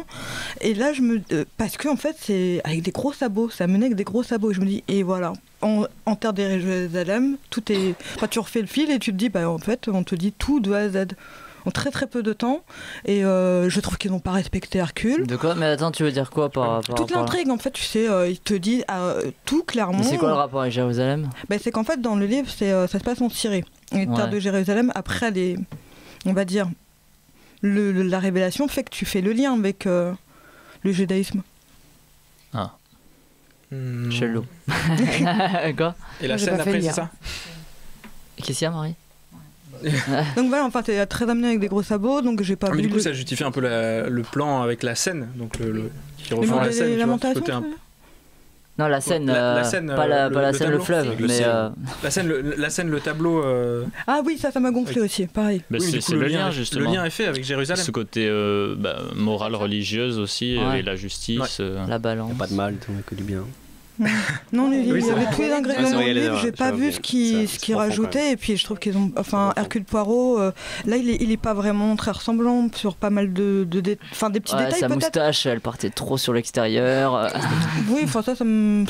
Ah oui. Je suis pas une puriste à ce point-là. Non, c'est plus le personnage en fait. Là, il dit, à ce qui paraît, je suis peut-être le meilleur. Non, Hercule, c'est quelqu'un qui a un ego surdimensionné, affirmé, et il a un ego. Bon, on voit quand même, et on voit qu'il tient ses positions. Il est pas très sûr de. Enfin, je sais pas. Après, peut-être. Mais du coup, on touche à mon enfance. C'est peut-être un défaut du personnage. Je trouve que j'ai l'impression. Ah ouais, le film de Sidney Lumet. Je trouve que du coup, l'enquête l'atteint assez peu. C'est-à-dire, il se projette assez peu dans les personnages. Femme, et ça fait un peu. ça fait un peu film dans une suite du coup. Oui, on livres, dirait qu'il a hâte de partir. Ah oui, la fin. À la fin, ça vendu, relance là, donc sur une autre Nil. histoire d'Agatha Christie. Ah oui, c'est vendu la suite. C'est ça qui me dérange. C'est vrai qu'ils fabriquent un peu une saga, on dirait. Mais oui, ils font ça, même avec Split, on voulait faire des films pour faire déjà la suite. Et je pense que c'est pour ça qu'on enlève cette profondeur dans le film qui est en train de se réaliser. Mais moi, j'imaginais que c'était un peu un clin d'œil à la fin. Je sais pas si c'était innocent de ma part d'imaginer ça, mais j'imaginais que c'était un genre de clin d'œil pour dire. C'est un gros je prends les trucs d'Agatha Christie, je le dis, tu vois, c'est un parmi d'autres que j'ai aimé, enfin comme s'il disait ça, un parmi d'autres que j'ai aimé. Meurtre sur le Nil, c'est ça? Ouais. Ouais, mais je sais pas, moi ça m'a un peu. Il y avait ça aussi dans Voyage au centre de la Terre 3D à la fin. Non, mais du coup, ça fait un peu film du coup qui va en vendre un autre. Voilà, c'est ça, vitrine d'une franchise. Il marchait quand même. Il marchait peut-être pas de ouf, mais il marchait seul. C'est un peu une ouverture comme à la fin d'une disserte, tu vois. Ça fait très. Ton ouverture bien ratée, tu vois. Je suis d'accord avec ça, mais je sais pas, ça me gêne un peu dans le sens où je me dis, voilà, c'est pas intéressant. Le film finit pas sur une histoire sur un élément qui est en lien avec l'histoire qu'on a vue, quoi. Ça finit sur un autre. C'est une ouverture sur vraiment autre chose. C'est ça, et puis quand t'as lu le livre ou quand tu l'as raconté ou que t'as regardé les épisodes de la série télé, en fait tu t'en souviens un peu, tu peux dire bon, en fait ce qui compte c'est pas la destination de ce film là, c'est le voyage. Et dans le voyage j'ai pas été oppressée, je me suis tout de suite rappelé, pas parce que je me faisais appel à ma mémoire, mais parce qu'on me pressait en me disant tu comprends ça c'est ça. Et après, évidemment, tout est lié. Donc en fait, ça m'est revenu en 20 minutes, alors que à mon âge, je mets un peu plus de temps parfois. C'est pas un film sur une enquête, c'est un film sur quelqu'un qui fait une enquête. Ou je sais pas, on veut montrer juste quelqu'un faire une enquête et on se dit pas mais dis donc qui a tué ce gars. Totalement. Manque de mystère. Manque de mystère, mais je trouve que quand même le film pour moi c'est vraiment pas pour il n'y a pas du tout l'enjeu de suite ou quoi. Enfin, moi je l'ai vraiment pas senti cet enjeu de suite. Par contre, je trouve ça bizarre. Oui, ça vient juste à la fin. Vraiment, pour moi c'était un petit clin d'œil à la fin parce qu'effectivement c'est tellement ancré dans un univers beaucoup plus grand que presque je trouvais ça dommage de pas le faire. Enfin là ils avaient la possibilité. Moi j'ai trouvé ça juste mignon. Complètement. Quand tu adaptes un roman qui fait partie d'un corpus de livres tellement énorme, c'était obligé de faire des clins d'œil aux autres bouquins d'Agatha Christie. Ils ont fait pareil avec les Sherlock Holmes, on leur a rien dit. Mais Batman Begins aussi finissait avec la carte du Joker par exemple, ça a annoncé le 2. Tu vois. Parce que c'était vraiment l'intention de suite. Bah oui, mais Robin, dans ce cas, il n'y avait pas d'intention de suite et pourtant il y avait Robin. Le clin d'œil après, c'est pas. Je dis pas que c'est une bonne chose. Mais... C'est pas grave, c'est pas ça qui me. C'est pas ça qui m'a fait regretter, mais c'est pas ça qui me fait dire que par rapport au livre, par rapport aux séries que j'ai vues, j'attendais quand même mieux. Mais je trouve que il a fait, tu le soulignais tout au début, il a fait un énorme travail sur. La traduction, les intonations, les accents, ça j'ai apprécié. C'est un vrai travail. Parce que pour un acteur, c'est pas évident. Ça, et bluffant, j'ai trouvé ça super. Et après, je dirais que c'est la première fois aussi qu'il est réel là. Ah bah non, pas du tout. Ça fait tort, attends. Non, mais ça fait 30 ans qu'il est réalisateur. 20-30 ans. Peut-être. 30. Bon bah écoute, c'est début 90. Je pense que s'il fait le Mort sur le Nil, pardon, il y a des choses qu'il a posées qui sont pas mal. Je pense que ça a affiné par contre. Tous les retours, je pense qu'il va avoir sur Internet. C'est quoi que t'as aimé du coup? T'as des choses pas mal. Pardon, tu m'as dit? Des choses pas mal, c'est quoi que t'as aimé dans le film là? Comment dire, les décors, les costumes, le train, même si il a pas fait quoi. Tous les trucs que j'ai pas vus. Le cadrage. Non, après sa performance effectivement d'accent, il efface son accent anglais quand même, c'est plutôt bluffant ça. Voilà, et c'est vrai qu'il a l'air d'aimer se mettre en scène quand même. Ah oui, ça oui. Mais les acteurs sont éclipsés par sa performance. Et toi Guillaume, qu'est-ce que t'as pas apprécié parce que tu dis que tu n'as pas aimé, mais quel élément particulièrement? Je sais pas, je trouvais que c'était un film très académique, que chacun, enfin les acteurs ils avaient leurs 5 minutes de gloire, puis il fallait pas plus pour pas éclipser Branagh, qu'est-ce qu'il y avait d'autre. Et c'est bien de temps en temps. Parce qu'on on voit pas souvent Kenneth Branagh. Je dis pas que c'est un mauvais acteur. On n'a pas parlé du casting. C'est pas un grand metteur en scène, c'est pas un grand réalisateur. Il y a Kenneth Branagh, comme on a dit, William Dafoe, Judi Dench, Johnny Depp, Josh Gad, Michel Pfeiffer, Daisy Ridley. Il y a un gros casting. Ouais, bof. Oui, mais mal exploité. Je trouve qu'il est mal exploité. Enfin, au final, on s'en fiche que ce soit l'une ou l'autre. Enfin, c'est juste des noms pour vendre. Ce qui est pas intéressant. Enfin, moi, l'enquête m'a pas intéressé. Oui, on s'en fout. Parce qu'on suit. L'enquête est super dans le bouquin, c'est ça qu'on retrouve pas dans le film. Dans les autres adaptations aussi, mais là, je sais pas. Même dans les séries, ouais, comme tu le dis, c'est super, c'est génial. Enfin bref, du coup... On conseille mollement. Moi je conseille mollement. Si vous savez pas quoi regarder à Noël, vous pouvez y aller. Moi je déconseille durement. Pense aux petits enfants. Oui, en famille, amenez votre grand-mère. Ah oui, c'est super en famille. Amenez votre grand-mère. L'accent de Daisy quand même. Guillaume ne l'oublie pas. Voilà. Non mais si vous avez des enfants fans de Kenneth Branagh, il faut y aller. Si. On a tous des enfants fans. Mais pas les fans de Johnny Depp par contre. Oh ben. Il fait peur dans le film. Oh là là. C'est obsolète d'être fan de Johnny Depp. Un Gaël. On va passer donc au quiz spécial Beischou, donc animé par Edwin et Simon. Quel est ce savant, messieurs? Oui, savant de Marseille. Est-ce que Stevie est-il prêt? Je vais répéter la question. Oui, non. Oui. Oui, Frédéric, je ne sais pas. Quel est le prénom du Gnu? Le quiz de Cinémascope. Vraiment spécial Baïchou, puisque James qui assure le jingle maintenant. Aujourd'hui, les équipes opposeront du coup Raphaël et Gauthier et Lisa. Gauthier, chef d'équipe, contre Gaël, Marie et Maxence. Maxence, chef d'équipe. Guillaume nous quitte, c'est pour ça qu'il ne fait partie d'aucune équipe. Lui, il est vraiment dans une autre galaxie très lointaine. Il aime pas les quiz, le petit Guillaume. Alors, il aime pas les quiz. Edwin, on commence par quoi du coup? On commence tout de suite par une musique de film. Alors, est-ce que vous êtes tous prêts? Non. Alors, on va attendre que tout le monde soit prêt. Alors, dans quel film a-t-on entendu pour la première fois cette chanson? Chanson.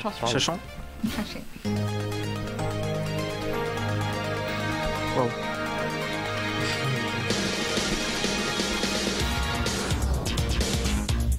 Star Wars. C'est un bon les années 80. Star Wars. Snake Eyes. American Graffiti. Non. Attends, Qu'est-ce que c'est ça? Paris, Texas. Non, mais il y a des rapports plus avec le côté American Graffiti, je suis d'accord. THX.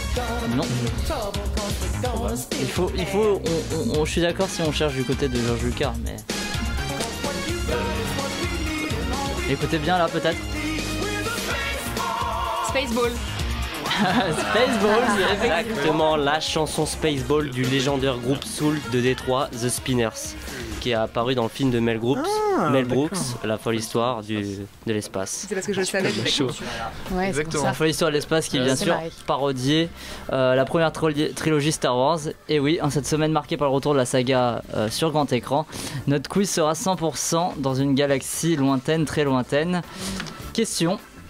Depuis sa sortie mercredi dernier en France et vendredi aux États-Unis, Star Wars et les derniers Jedi fait énormément parler et polémique.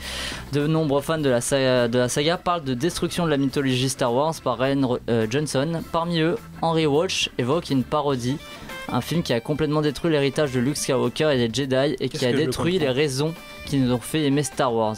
Henry Walsh est d'ailleurs l'homme derrière laquelle une pétition a été lancée contre le film, tu en parlais tout à l'heure. Cette pétition n'a pour l'instant obtenu que 29 000 signataires. Ah, tu ne fais pas partie des 29 000, bah va falloir que tu signes si tu veux. Et notre question est la suivante, que demande cette requête? Alors, on a des propositions. Que demande cette requête? Alors, tout d'abord, le renvoi de Rian Johnson de la nouvelle trilogie Star Wars. L'arrêt total de la production de films Star Wars par Disney. Faire revenir le personnage de Luke Skywalker. Décaler la date de l'épisode 9 pour retourner avant l'épisode 8. Le retour de Jar Jar Binks en Snoke. Ou rétablir la VF originale des films où on appelait C3PO Z6PO et Chewbacca Chic Tabac. Les sabres laser aussi. Les sabres laser. On disait sabres laser. Et pas sabres laser. Les sabres laser. Sabres laser. Sabres laser. Pourquoi? Non mais sérieux, on disait ça. Vas-y. On peut donner la réponse souvent? Alors si les autres, si vous êtes sûr d'avoir la bonne. C'est qui se bat. Alors laissez les autres. Attends, est-ce que tu peux? Je vais leur dire. Le renvoi de Rian Johnson de la nouvelle trilogie Star Wars. S'il vous plaît, un peu de calme. Merci. Quoi? Le renvoi de Rian Johnson de la nouvelle trilogie Star Wars, l'arrêt total de la production de films Star Wars par Disney, faire revenir le personnage de Luke Skywalker, décaler la date de l'épisode 9 pour retourner avant l'épisode 8, le retour de Jar Jar Binks en Snoke ou rétablir la VF originale. Qui se bat. Ouais, de la nouvelle trilogie. Alors, pour l'équipe de Raphaël, Gauthier et Lisa, le renvoi de Rian Johnson de la nouvelle trilogie Star Wars. Et déplacer la sortie et refaire l'épisode. Moi, ce que j'avais lu, c'est qu'il voulait. Non, mais Raph, j'ai la bonne réponse. L'envoyer. Non, mais il voulait. Non, parce que tu l'as pas donné ce que j'avais lu, la proposition. C'est qu'il voulait enlever le 8 de la. Mais c'est ça. Bah ouais, mais non, c'est pas ça, c'est décaler la date et refaire le 8. Voilà. Et c'est ça, c'est la bonne réponse. Décaler la date. C'est pas comme ça. C'est pas comme ça que je l'avais. Moi, c'est enlever vraiment le 8 de la. Et bah, s'ils en retournent un numéro 8, c'est qu'ils l'enlèvent. J'avais pas compris ça comme ça, ok, d'accord. Décaler la sortie. Oui, c'est ça, décaler la sortie de l'épisode 9 pour retourner avant l'épisode 8, y a pas plus clair. Avec 29 000 personnes, pas sûr que Disney change d'avis, mon petit Raphaël. Tu t'es fait avoir, ça fait 2-0 pour l'équipe de Gaël, Marie et Maxence. On passe à notre partie en or ou en bois. Alors le but, ça sera de retrouver les vraies infos parmi les propositions énoncées. Alors est-ce que vous m'écoutez ou pas? Vous êtes prêts? Non, c'est bon. Ouais. Allez, ok. Alors dans les derniers Jedi, Mark Hamill interprète 2 rôles. Vrai ou faux? Vrai. Moi je joue même plus, même quand j'ai la réponse je dis faux. Je dis faux, non je dis pas faux. Vrai. Oui, c'est vrai. Vrai. Bah oui, c'était vrai. Donc il joue Luke Skywalker, ça c'est un petit peu normal. Et il interprète aussi un personnage en CGI dans le casino. Okay. Oui. Ouais, moi je l'avais vu dans ce rôle-là, mais pas dans Luke par contre. Ouais, c'est vrai que bon. J'ai pas capté ça. Ah oui, il joue l'alien qui passe le ménage à un moment, je sais pas si vous vous souvenez, dans le casino là. Vous vous souvenez pas? On dirait une blague, mais c'est sûrement ça. C'est peut-être ça, hein, tu sais. C'est peut-être ça. Hein. Mais c'est une blague, hein. Il a vraiment demandé, il avait vraiment envie de le faire. Il a demandé à Rian Johnson, il a imploré de lui laisser faire un rôle en CGI. Il avait envie de faire ça. Alors. Quand George Lucas est venu sur le plateau des derniers Jedi, le créateur de Star Wars a demandé à Rian Johnson « Pourquoi construisez-vous autant de décors réels ?» Vrai ou faux? Tu peux répéter, pardon? Oui. George Lucas. Il a dit pourquoi vous construisez autant de décors réels? Pourquoi construisez-vous autant de décors réels? C'est ce qu'a dit George Lucas à Rian Johnson. Ouais. Tu dirais vrai? Moi je dis faux. C'est toi le chef d'équipe. Hein. C'est bizarre. Parce que mais il a son air genre c'est bizarre. C'est la dimension. Non, je dis faux. Moi je dis faux. Je dis que c'est vrai, mais. Bah, Gauthier, chef d'équipe, dit que c'est vrai. Non, mais c'est le chef d'équipe, c'est lui qui. Alors, non, faux des deux côtés? Ouais. Faux, vous avez dit. Bah, c'était vrai. Putain, Gauthier, à croire que George Lucas n'a pas compris les critiques faites à son égard lors de la prélogie. Ouais, pour lui, il fallait absolument tourner tout devant un fond vert. Ça fait 3-1 pour l'équipe de Maxence, enfin l'équipe de Gauthier. Dans ce, on n'a pas dit le nom du quiz, mais du coup, on est dans un Star Quiz. Les dernières questions. Les dernières questions. Voilà, vrai ou faux? Après sa carrière ratée dans le cinéma, Hayden Christensen est devenu boucher dans l'Ohio. Faux. Il continue. Il regarde comme ça. Là, ils sont là en train ils sont tous tombés dans le panneau. Bon, bah, faux alors, c'est ça? Faux, mais il doit avoir un truc. Il doit jouer un personnage de boucher dans un truc. Attends, il y a un truc que t'as inséré dans une phrase, t'as fait un truc chelou. Boucher, peut-être que t'as dit il a remplacé son père boucher dans le Yao pendant en 2008. Bon alors, vrai ou faux? Le 12 décembre 2008. Allez-y, vrai ou faux? Moi, je pose juste la question. Non, il est vegan. Faux? Moi, j'aurais dit vrai, mais. Faux pour l'équipe de Maxence, faux pour l'équipe de Gauthier aussi. C'est effectivement faux. Par contre, il est devenu fermier. Et ça, c'est vrai. Ça fait 4-2. Vrai ou faux, Samuel L. Jackson avait dans un premier temps refusé que son sabre laser soit violé pour son rôle de Mace Windu dans la prélogie Star Wars. Pourquoi il aurait refusé? J'ai la réponse donc. Vrai ou faux? C'est Gauthier qui choisit. Je me rappelle même pas qu'il y avait Samuel L. Jackson dans Star Wars. Ni qu'il y avait un sabre violet. Alors je leur dis, Samuel L. Jackson avait dans un premier temps refusé que son sabre laser soit violé. Moi je dirais faux. Moi, je crois que c'est lui qui a demandé que ce soit différent, non? Ah Alors, oui, c'est peut-être pas que Marie, Maxence et Gaël. Faux. C'est faux et c'est vrai qu'il a demandé d'avoir un sabre d'une autre couleur. Sinon il jouait pas dedans. C'est effectivement faux et Gauthier a parfaitement raison et il y a aussi c'est Marie écrit. Qui a dit ça, mais non, je sais, mais Gauthier en a parlé au micro alors que Marie Qui devait jouer le rôle avant? Ça je ne sais pas. Tupac. D'accord. Il est mort du coup. Il est mort? Il est mort. Il est mort. Et du coup, comme tu le disais, Raphaël, il y a Bad Motherfucker sur qui est gravé, BMF qui est gravé sur le sabre laser en référence à Pulp Fiction. Et pour finir, vrai ou faux, Han Solo a tiré en premier. Ah. Han Solo shoots first. C'est faux. Je vois que tout le monde n'a pas la référence. Mais en fait, ça fait rappel. C'est une scène de Star Wars 4, c'est ça, où en fait ils sont dans le bar et il y a eu plusieurs montages de cette scène pour montrer que Han Solo tire ou pas en premier. Voilà. Et dans le monde, quelle version? 40 versions. T'as la Blu-ray où ils te rajoutent un CGI Harrison Ford qui bouge de la tête pour éviter le tir. Enfin, tout un truc. Et donc non, il tire pas. Moi je mettais du coup vrai ou faux, tout dépend de votre version du DVD du film. Moi dans la mienne, c'est Laurent Dutch qui tire le premier. Super délicieux. 6-4, je vous ai donné le point pour les deux équipes. On passe à la recette parfaite. Alors, la recette parfaite, c'est comme le qui suis-je, sauf que c'est en rapport avec d'autres personnages. Et cette fois, oui, on vous a pas dit, cette fois c'est pas un acteur qu'il faut retrouver, c'est un personnage de Star Wars. D'accord? J'ai le même sexe qu'Han Solo. J'ai le même maître Jedi que Luke Skywalker. J'ai la couleur de cheveux d'Obi-Wan Kenobi âgé. Je porte des habits à la Kylo Ren. J'ai la barbe de Qui-Gon Jinn. J'ai un sabre laser de couleur de celui de Dark Vador. J'ai la même mort que Boba Fett. Qui-Gon Jinn ? Non. J'ai sensiblement l'âge de Dark Sidious. J'appartiens au même ordre que Mace Windu. Avant d'appartenir à celui de Dark Maul. Maître Yoda. Alors, Anakin Skywalker. Count Dooku, c'est effectivement vrai. Count Dooku. J'ai le même sexe que Han Solo, c'est un homme. J'ai le même maître Jedi que Luke Skywalker, c'est Maître Yoda, son maître. J'ai la couleur de cheveux d'Obi-Wan Kenobi, gris, et ainsi de suite. C'était Count Dooku qui est joué par Christopher Lee dans L'attaque des clones et La revanche des Sith. 7-4, qui a dit?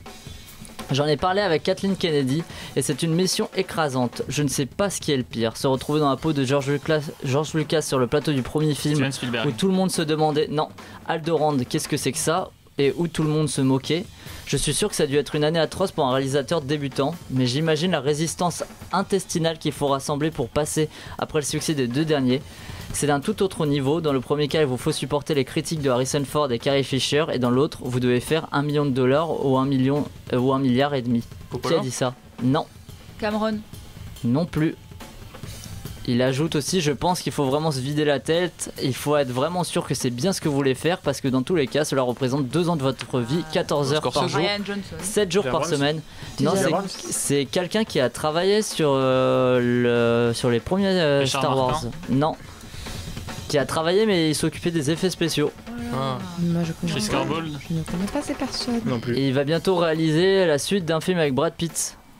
David Fincher. David Fincher, fin octobre. Alors ça c'était fin octobre à propos de son refus de réaliser un Star Wars, lui qui avait débuté dans l'entreprise de George Lucas ILM et qui avait participé aux effets spéciaux du retour du Jedi. Qui c'est celui-là du coup? Alors, dans quel épisode de la saga apparaît le personnage d'Owen Lars? Alors là, chaque équipe va pouvoir répondre chacun à son tour. Dans quel épisode apparaît le personnage d'Owen Lars? Mais c'est pas le nom. C'est l'oncle. C'est l'oncle de Luke.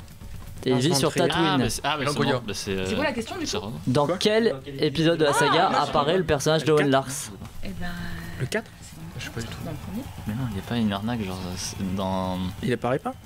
Vraiment dans Rogue. Ah non, attends. Alors, dans quels épisodes ou quel épisode de la saga apparaît le personnage de Owen Lars? Il n'y a pas plus clair. Mais je pense qu'il y a Rogue One aussi. Alors. Ah, mais attends, il y en a plusieurs. Je te dis pas. Je sais pas. Soit multiple ou pas? La chronologie des films ou. Juste, je veux savoir dans quel épisode il apparaît. T'es sûr dans le 4? Alors dans le 4. C'est quel personnage là? Owen Lars, c'est l'oncle de Luke Skywalker. Ok, l'oncle. Et dans Rogue One, il n'y a pas un truc? Moi je connais que les premiers. Mais si, il apparaît aussi. Bah voilà. Et de Leia. À la fin, il est posé bébé. Alors, pour l'équipe de Raphaël, Gauthier et Lisa. Je connais pas ça. Oui. Attends. Oui, c'est parce que alors si je dis que c'est l'oncle de Luke, 3 et 4, ok. c'est parce que on le voit jamais avec Leia. Voilà. Ok. Bon, bah, mais c'est aussi l'oncle de Leia. J'ai dit ça pour. Et ils se sont jamais rencontrés, c'est dommage. Hein. Ok, alors attends. Qui répond là? Alors, Marie, Maxence et Gaël. Dans Moi, je dirais le 4 et le 3. Non, mais on doit le Le savoir. 4 et le 3. D'accord. Du coup, c'est là. Je sais pas, moi je pense que ça m'a mis. Mais non, du coup, ça 4-3 Rogue One. Allez, s'il vous plaît, 4-3 Rogue One. Gauthier. Mais si, mais. Raphaël, il n'y a pas plus simple. Dans quel épisode apparaît Owen J'en Lars? sais rien, c'est ça. Dans quel Ah, mais y a épisode pas apparaît la Iron question. Man? Bah voilà, tu vois. Dans le 1, dans le 2 et dans le 3. Alors, Gauthier, vas-y, Je parce sais que. pas, je connais pas. Moi non plus, c'est pour ça. Eh bah, tu dis au pif. Harry Tu Potter. sais pas 1, Harry Potter.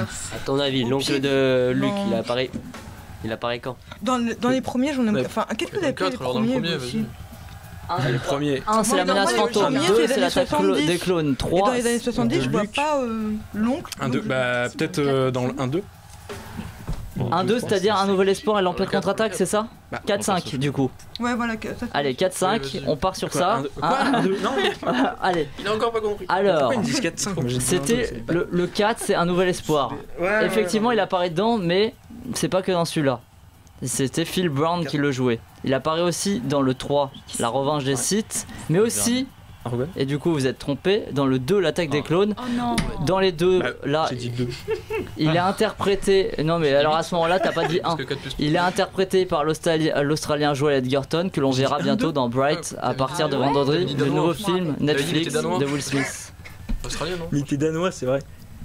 Ouf. Alors, merci le Québec, ça fait toujours 7-5. Merci le Québec. Ce Merci le Québec sera un peu spécial puisqu'il traitera des problèmes de traduction qu'a connu Star Wars, la guerre des étoiles en France. En 1977, les spectateurs français ont pu suivre les aventures de Luke Skywalker à l'écran comme dans le reste du monde, donc pas de problème. Mais il y en avait quand même un. Lors du générique de fin de film, Luke Skywalker avait un autre nom. Quel était ce nom ? Il s'appelait Luke quelque chose. Il marche, lui marche. C'était réellement Highlighter. Non, Alors, c'était pas je te marche ou un truc comme ça. alors Gauthier, bah attends Lisa, t'étais pas là quand il y avait le film? Mais c'est pas des trucs que je suis même pas sûre d'avoir prêté attention à l'époque. Pour le premier, enfin du coup. Pour celui en 77, il y avait écrit Luc quelque chose. Ça va, en 77, j'étais pas au cinéma. Marche au ciel. Marche au ciel. Skyrim. Luc marche au ciel. Bord de ciel. Luc marche au ciel. Bord de ciel. Faut valider une réponse. Oui, il faut valider une réponse. Bon, vas-y. Marche au ciel, mais je sais pas, ça me dit un truc. Elder Scroll. Luc marche au ciel. Et Bernard Minet. c'était Luc court le ciel. Cours le ciel. Ok. Bon, vous êtes pas très performant là. Allez. Mais attends. Alors, ouais, mais c'est on passe à la partie pas tournée. Parmi ces personnalités, lequel n'est pas apparu dans un Star Wars? Alors, Stéphanie de Monaco. Oui, mais on les a pas encore dit les personnalités. Putain, c'est vrai, ils sont tous derrière des masques. alors C'est vrai. c'est bon, vous êtes prêts? Vas-y, oui, vas-y. Allez, c'est parti. Bon alors, tout d'abord, Edgar Wright, Sofia Coppola, Simon Pegg, George Lucas, Jonah Hill, Joseph Gordon-Levitt, Justin Theroux, Gareth Edwards. On va les redire bien sûr. Ils ont même pas dit Daniel Craig pour. Apparu visiblement. Parce que c'était facile. Alors, que ça soit visible ou pas visible, juste qui ont participé à la saga. Edgar Wright, Sofia Coppola, Simon Pegg, George Lucas, Jonah Hill, Joseph Gordon-Levitt, Justin Theroux, Gareth Edwards, Theroux, Gordon-Levitt, Hill, Lucas, Pegg, Coppola, Wright. Non, Coppola avec lui. Non, je crois. Attends. Attends, vas-y, refais. Coppola, c'est sûr que oui. Très héros. Alors, Edgar Wright, Sofia Coppola, Simon Pegg, George Lucas, Jonah Hill, Joseph Gordon-Levitt, Justin Theroux, Gareth Edwards.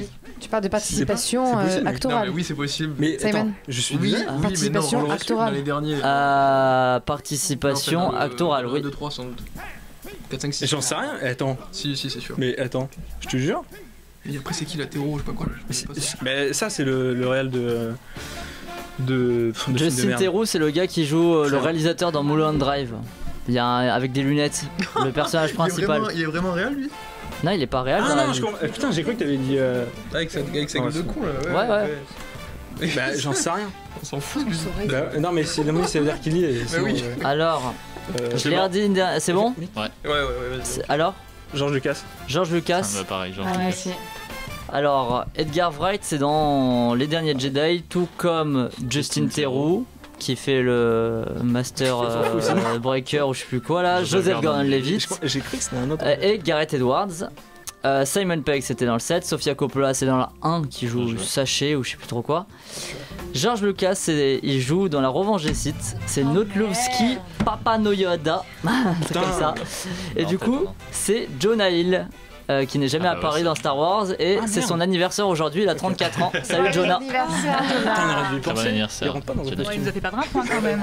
C'est vrai, c'est son anniversaire. Alors on passe à une réplique, un film. Alors dans quel film provient cette réplique? You don't need to see his identification. C'est ça. Donc dans Un Nouvel Espoir, donc la séquence où Obi-Wan Kenobi, interprété par Alec Guinness, convainc par la force un Stormtrooper de les laisser passer. Effectivement. On a vu avec Monsieur Le Bihan un nombre incalculable de fois. Voilà. 8 à 5 pour l'équipe de Maxence. Le résumé raté du coup. Alors le résumé du jour. Il va falloir retrouver le film dont je vous fais le résumé bien sûr. Quelle de la saga Résumé. Pascal Obispo aurait pu jouer dans ce film. Non pas qu'il y ait des chauves dans le film, mais le thème du film dont il est question se reflèterait parfaitement sur son crâne dégarni. Une menace semble planer au-dessus de nos personnages. En effet, dès le début du long métrage, on suit deux amis bientôt rejoints par une princesse libérée, délivrée, et par un ami encombrant à la recherche d'un artefact encore jamais trouvé. Si cet objet est trouvé, ils pourront sauver leur ami et peut-être même la galaxie. Non, la galaxie, il en a d'ailleurs question puisque sur leur route, notre jeune groupe devra faire face à des ennemis venant d'une autre galaxie. Fanboys. Heureusement pour nous, fanboys, ils obtiendront l'aide de la princesse Leia et de Lando Calrissian pour parvenir à leur quête. Et quand on disait que tous nos personnages étaient fans, comme Pascal Obispo, Fanboys 2009 de Cal Newman. Ok. Excellent. Ça fait 9 à 5 pour l'équipe de Maxence. C'était vraiment très bon là. Vraiment bravo. Je suis content.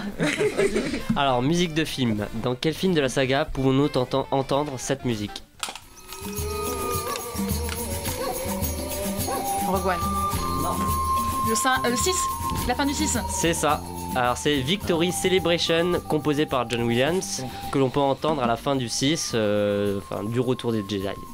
Voilà. Et cette composition disponible depuis la réédition de 97 remplace la chanson des Ewoks que l'on pouvait entendre. D'ailleurs, on a un petit extrait pour vous. Ça, c'était l'original, c'était la fête. C'était mieux. Ah bah moi, avec le recul, je préfère l'ambiance un peu brésilienne de la réédition, mais elle est plus agréable. Là, ça faisait un peu Blanche-Neige et Sainte-Main. Ouais. C'est ça qui est bien. 10 à 5 du coup pour l'équipe de Maxence. C'est la dernière question, mais tout n'est pas perdu puisqu'on passe au duel time qui opposera les deux capitaines du soir. Et toi, Gauthier et Maxence. Du coup, Raphaël, Elisa et Marie et Gaël, vous allez parier sur vos chefs d'équipe. Le thème du soir, c'est... Le thème du soir, surtout que t'as Maxence en face, s'il vous plaît, les chansons du côté obscur. Les chansons du côté obscur, le thème du soir. Donc Raphaël, Elisa, vous pouvez parier 1, 2, 4 ou 6 points. Ce sont bien sûr des points que Gauthier gagnera ou perdra s'il a la bonne réponse ou non. On a combien là déjà? Alors il y a 10 à 5. Il va se tromper, tu réponds. Mais j'y connais rien. 2 ou 1. Et mise en... J'ai jamais été fan de... Alors 2. Attends, on a combien nous? Vous avez 5. 5 et eux en 10. Je vais me tromper, c'est sûr que je... Bah 6, mais dans tous les cas on s'en fout, je perds. Mais 1. Mais dans tous les cas tu perds à ce moment-là. Puisqu'ils ont mis 2. Non mais imagine ils se trompent, tu réponds à un autre truc au hasard, voilà. Ouais, c'est ce qui va se passer. Alors, je vous mets combien de points? 1, 2, 4 ou 6? 6. De toute façon, c'est pas lui qui choisit. Ok, 6 points. Alors, la question. Star Wars est la saga la plus mythique de l'histoire du cinéma.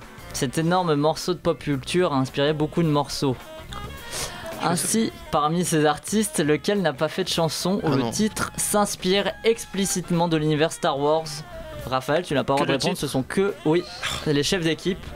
Alors, on a tout d'abord le groupe de rap marseillais IAM, le rappeur de Détroit Eminem, le groupe anglais Jamiroquai, le rappeur de Boulogne-Billancourt Booba, le chanteur de R&B Miguel, le groupe californien Blick 182 et le rappeur parisien Esprit Noir. Alors, dire, mais Gauthier est un fan de Booba. Du coup, on va les redire. Parmi ces artistes, lequel n'a pas fait de chanson où le titre s'inspire explicitement de l'univers Star Wars? Là-bas dans les étoiles. Oui. Booba, tu l'as pas, c'est pas dans ton. Je l'ai pas mis parce qu'elle est évidente. Dommage. IAM, Eminem, Jamiroquai, Booba, Miguel, Blink 182, Esprit Noir. Alors, c'est ceux qui sont derrière qui doivent donner la réponse en premier.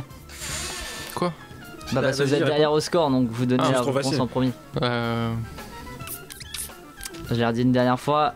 IAM, Eminem, Jamiroquai, Booba, Miguel, Blink 182, Esprit Noir. Vas-y, Booba. Booba? Ouais. Ça part sur Booba, ok. Et Miguel aussi. Ouais. Booba aussi? Ouais. Alors, Edwin, je te laisse dire, IAM c'était quoi? Alors c'était l'Empire du côté obscur. Esprit Noir, c'était Skywalker. Blink 182, A New Hope. Miguel, c'était Skywalker. Esprit Noir de même, Skywalker aussi. Après, je viens de le dire. Jamiroquai, Use the Force. Il nous reste Eminem et Booba, deux rappeurs. Booba, c'était Maître Yoda. Ah bah oui, putain. Du coup, c'est Eminem. Ah mais c'est... Ouais. Alors, vous avez perdu, vous êtes à moins 1 point et les autres sont à 8 points. Donc oui, Eminem, le chanteur américain, n'a jamais eu une de ses chansons avec un titre évoquant Star Wars. En revanche, il fait énormément écho à l'univers de George Lucas dans plusieurs chansons et notamment Rhyme or Reason en 2013 où il lâche par exemple suivre Rick Rubin, tu le devras mon petit padawan, ça sonne comme Chewbacca quand je m'exprime. Voilà Eminem. Ça fait du coup score final 8 pour l'équipe de Gaël, Marie et Maxence et moins 1 point pour l'équipe de Raphaël, Gauthier et Lisa qui perdent ce quiz spécial Star Wars, le Star Quiz. Les dernières questions. On est bien triste, bien triste. Moi je pensais que tu connaissais tout la discographie de Booba. Très triste. Est-ce que vous avez un conseil pour cette dernière émission? Parce qu'on a un peu de temps pour les vacances, tout ça. Eh ben écoutez, la prochaine après les vacances. Aller au cinéma. Non, parce que la prochaine, donc, ce sera une émission du 10 janvier. Conseil de vie, ouais. Manger bio. Manger vegan. Manger déjà. Manger. Déjà, on est tous très contents de faire la dernière émission oui, tous ensemble. Merci Raphaël pour toutes ces émissions. C'est une émission fantastique. C'est Arnaud qui fait la technique. Merci qui nous à Arnaud aussi. Merci Arnaud. Alimentaire. Oui. Je laisse Orelsan. Je vous remercie tous d'être venus. Ne pas griller les feux rouges en vélo. Oh non, très important. c'est Joyeux Noël. Et vivement les prochains films raclette aussi. Parce qu'on en mangerait. Est-ce que Jumanji sera un film raclette? Bah l'année prochaine, il y a quoi qui sort? Les attentes, c'est quoi vos attentes pour l'an prochain? Ah bonne question. Ouais. Moi le prochain Star Wars en mai. Oh non, c'est en mai? Ouais. Ah ouais. Oui, c'est en mai. Ah ouais, je pensais que c'était. Mais il y a toujours pas eu de bande annonce. C'est pas en décembre. Non, ils sont en mai. Le film de Ron Howard, ouais, ils sont en mai sur Han Solo. Bah il a repris le projet. Ouais, bah Han Solo, bon après. C'est des épisodes filler, certains vont dire. On n'a pas trop eu d'infos encore sur les films qui arrivent, quand même, je trouve. Ah si, Vaurien, moi j'adore Vaurien. De Mehdi Senoussi. Elle est contente de la travailler dessus. Ah si, ou le film de Gilles Lelouch avec tous les acteurs français là, le Grand Bain, ouais, ça ouais. Je sais il y a quoi qui le prochain Guillermo del Toro. artiste, ça l'a. Ah oui, c'est vrai, ouais. Le prochain Guillermo del Toro apparemment qui est pas mal, qui avait eu un prix du coup à Venise, enfin même le Lion d'Or à Venise. Donc The Shape of Water, je crois que c'est La Forme de l'eau en français, ça s'appelait. In the Fade aussi qui va. Et c'est quoi les Marvel qui sortent l'an prochain? Il y a Infinity War. C'est Black Panther, Infinity War et Ant-Man and the Wasp. And the End of the Wasp. La liste. Et des séries qui sortent aussi que vous attendez? Ah, moi je t'aime. Dallas. Plus belle la vie, saison 2. Saison XXX. Demain nous appartient, ainsi que Tandem. Oh non. Vraiment, elle fait toute sa promo là où elle bosse, elle a envie de se faire engager et tout. Il me semble que Stranger Things. Des choses de qualité quoi. Stranger Things, il n'y en aura pas en 2018, c'est ça? Non, c'est triste. Moi j'attends Rose l'année prochaine. Ça va être une grosse production spéciale. Simon Béchou est produit par Edwin. Gros projet. Du coup, nous, on se quitte avec une musique donc, de Noël, une musique culte. Yes, Mariah Carey. Apparaît. Ah, on l'a pas dit. Trop bien. Vas-y. Arnaud, il n'aurait pas voulu la passer. Ah, mais on le dit à la fin. Bonne année. Et à l'année prochaine. Je finis ma transition. Pardon, excuse-moi. Apparaissant donc dans un film donc aussi immanquable pour cette période de l'année. Love Actually. Si je vous dis Kevin McAllister. Maman, j'ai raté l'avion. Maman, j'ai raté l'avion.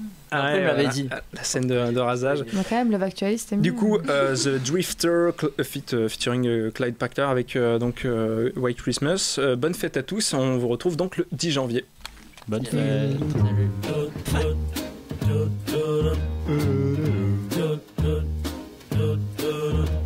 I'm dreaming of a white Christmas, just like the ones I used to know, where those treetops listen and children listen to hear sleigh bells in the snow. But then I am dreaming of a white Christmas, with every Christmas card I write.